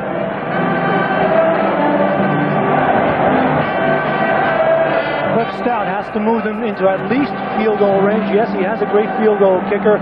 Let's see what he can do now. The running game has been non-productive. Passing game has come alive in this last quarter. Sweeney left. Backs are split. Cliff Stoudt will go airborne quickly. Looks to the sideline. Almost. There's Abercrombie hanging on, but that was almost a wasted play.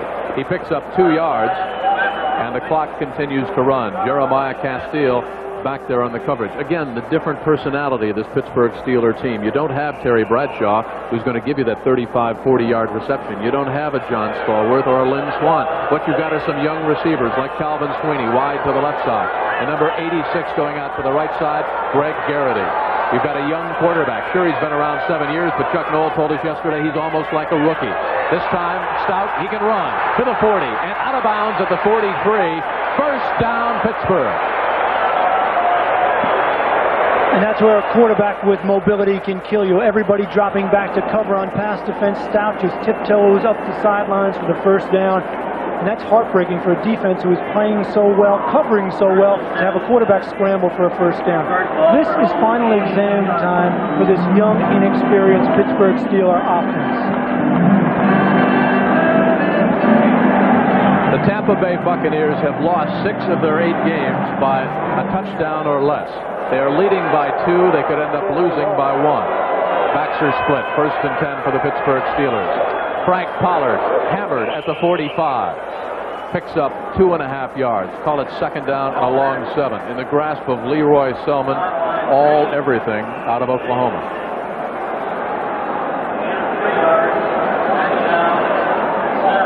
Gary Anderson along the sidelines has to be thinking. You know, he's only missed 1 field goal in Three River Stadium in his career. He's made his last 10 in a row here, and he's looking at a big one if Stoudt can work it down into field goal range. Second and a long 7. Again, play action. Stoudt has lots of time. Looks. Now he'll run. Loses the football. Out of bounds. It will be Pittsburgh's ball.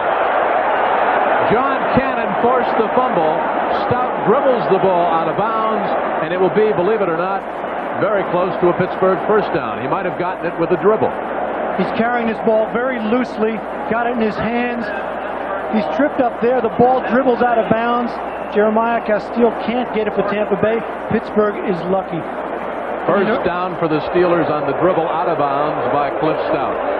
7 turnovers against the Pittsburgh Steelers in this football game, and John McKay must be muttering to himself, what do we have to do to win? We lost in overtime to Minnesota, then to Dallas when we had them beaten. We've lost 6 of our 8 games by a touchdown or less. We lead by 2. We play a great game, and we're in danger of losing again. Here's Cliff Stoudt out of the pocket. He'll go out of bounds at the 40-yard line. Believe it or not, Cliff managed to pick up 2 yards. Leroy Selman chased him out of bounds. Great effort by Hugh Green also pursuing those 2 great Pro Bowlers on the right side of the defense for Tampa Bay. 2:11 left. Steelers on a drive hoping for at least a field goal, which would put them ahead 13-12. You know, Jim, let's talk about that ball being fumbled by Stoudt and going out of bounds. You laugh about Mike Coconut, but there are some teams like the Dallas Cowboys, like the Pittsburgh Steelers this year, where the coconut drops off a tree. It not only misses them, but it falls and lands on their plate perfectly cut up, ready to eat. The Bucs must feel like an avalanche. From the 40-yard line, 2:11. Stoudt goes up top on second and 8. Wide open. Scansey inside the 25. Inside the 20. First down, Steelers.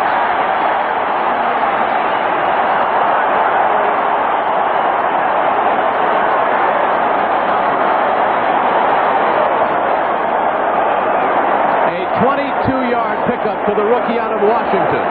Tampa Bay plays that deep, soft zone. Stoudt lays it here. He just drills the ball into Scansey in between the zones for a first down. Pittsburgh Steelers are on the move looking for victory here at Three Rivers Stadium.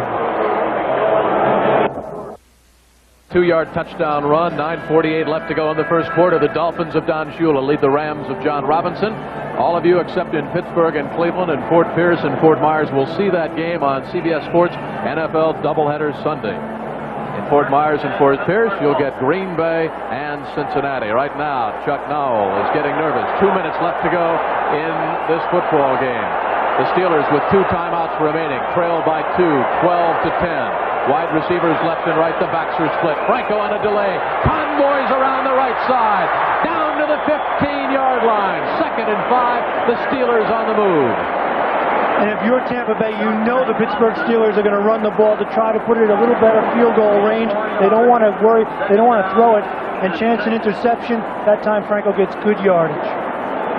Final score in from Chicago's Soldier Field. The Lions of Monty Clark 38-17 against the disorganized Bears of Mike Ditka. They've got some morale problems in Chicago. That was a grudge game. Ditka sent in a headhunter to level one of the Lions rookies in bad blood. Franco down to the 14.5-yard line. Keeping it on the ground, Jeff Davis pounced on top of Franco. Time remaining. That man is 117 away from winning his first game this year or from going 0-9. Another final in. The Falcons trying to get back into it in that NFC West on top over the Patriots, who fall to 4-5. Patriots are kind of like Green Bay, up one week and down another. The Colts upset the Eagles. Of course, on NFL doubleheader Sunday, Brent Nerve will have scores and highlights at halftime of that Rams-Dolphins clash down in the Orange Bowl. That's a difficult place to play. You know that, John. You played with the Jets and the Steelers. You had to make some trips down there. Miami always tough at home. Don Shula pulling that team together, even though they've had some injuries on defense. Here, John McKay's comment, I think, after last week's loss to New Orleans was very revealing when he said, you know, I feel like I'm 100 years old this season, taking its toll on John McKay. And you can see it at the Tampa Bay practices. He's kind of a lone figure standing out there. From the 15-yard line, time remaining. The Bucs are down to 2 timeouts. So are the Steelers. Pittsburgh looking at 3rd and 6 right now. You'd expect they would keep it on the ground, Pittsburgh, here, and try to use up as much time as they possibly could and not give the Bucs a chance to have too much time remaining. And on the other side of that coin, that's why John McKay called timeout. If they do indeed kick a field goal, he wants a shot at moving his team up the field into field goal range. How about play action here? How about Stoudt rolling out? He's rushed 9 times for 55 yards, thrown 39 times, completed 20 for 234. Inside handoff. Frank Pollard, first down and goal.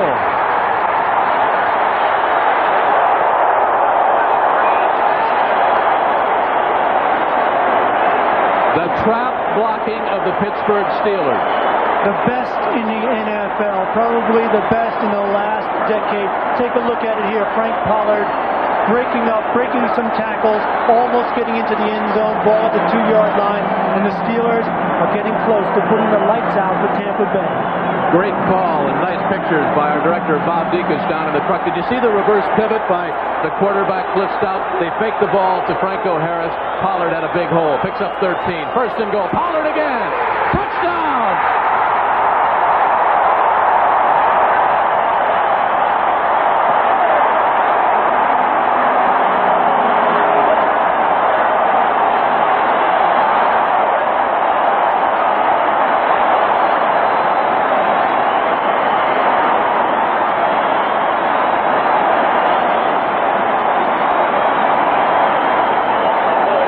Blocking on the right side, the right guard, Rick Donnelly, number 55, second year out of North Carolina, and out of 13th year, Larry Brown out of Kansas, after the extra point by Anderson. Steelers lead it for the first time with 31 seconds remaining. Again, the blocking, right side, Frank Pollard's 4th touchdown on the ground. Frank Pollard also, look at Franco leading the way, not much of a block, with that surge from the offensive line. Pollard, a big back, 220 pounds, low to the ground, takes it in, put the Steelers on top, 17-12, 31 seconds left. John McKay has to be wondering, what do I have to do to win? They led the football game for 59.5 minutes. They had a 12-0 lead.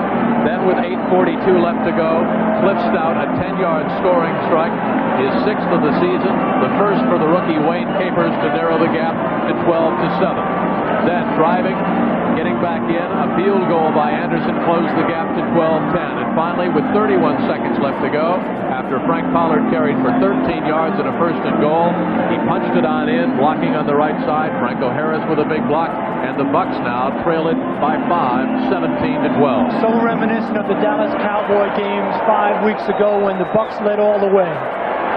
Kickoff return by number 28, Melvin Carver, busted across to the 32-yard line. I don't like that play, Jim, excuse me, because that kick gets the ball at the 31-yard line, gives them good field position, and now Thompson, all he has to do is move that team about 35 yards, 40 yards, and he'll be in field goal range for Capiz. Of course, that's a tall order against this defense.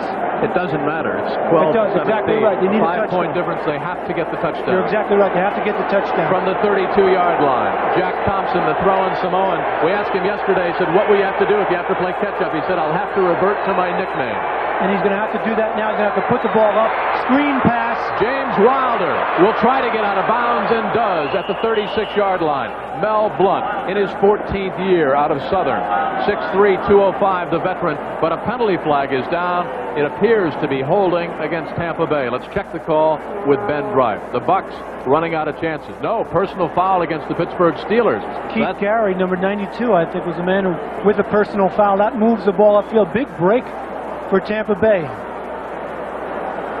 Huge break for Tampa Bay. Moves it all the way down to the 48. Personal foul, roughing the passer, number 92, hit the quarterback in the head.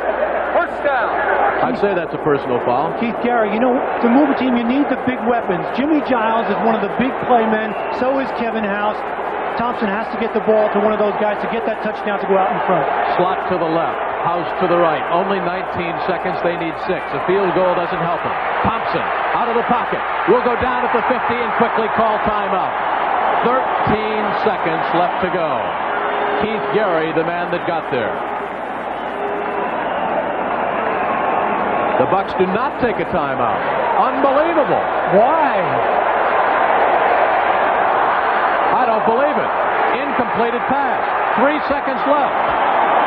Keith Gary, the man that put pressure on Jack Thompson. Why in the world wouldn't you take a timeout? They just wasted at least 10 seconds. There's no rhyme or reason. There's no reason to save your timeouts. NFL football on CBS Sports. Probably lost one play there. Had he taken a timeout, he would have had even an incompletion there. He would have had about 10 seconds left.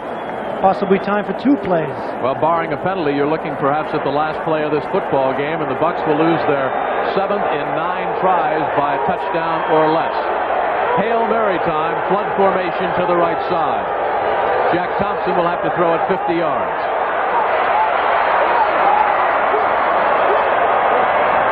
Incomplete at the 10-yard line. Rick Woods batted it down. Time has run out. The Steelers came back from a 12-0 deficit. They go to 7-2 in the AFC Central, and the Tampa Bay Buccaneers go to 0-9 in the NFC Central.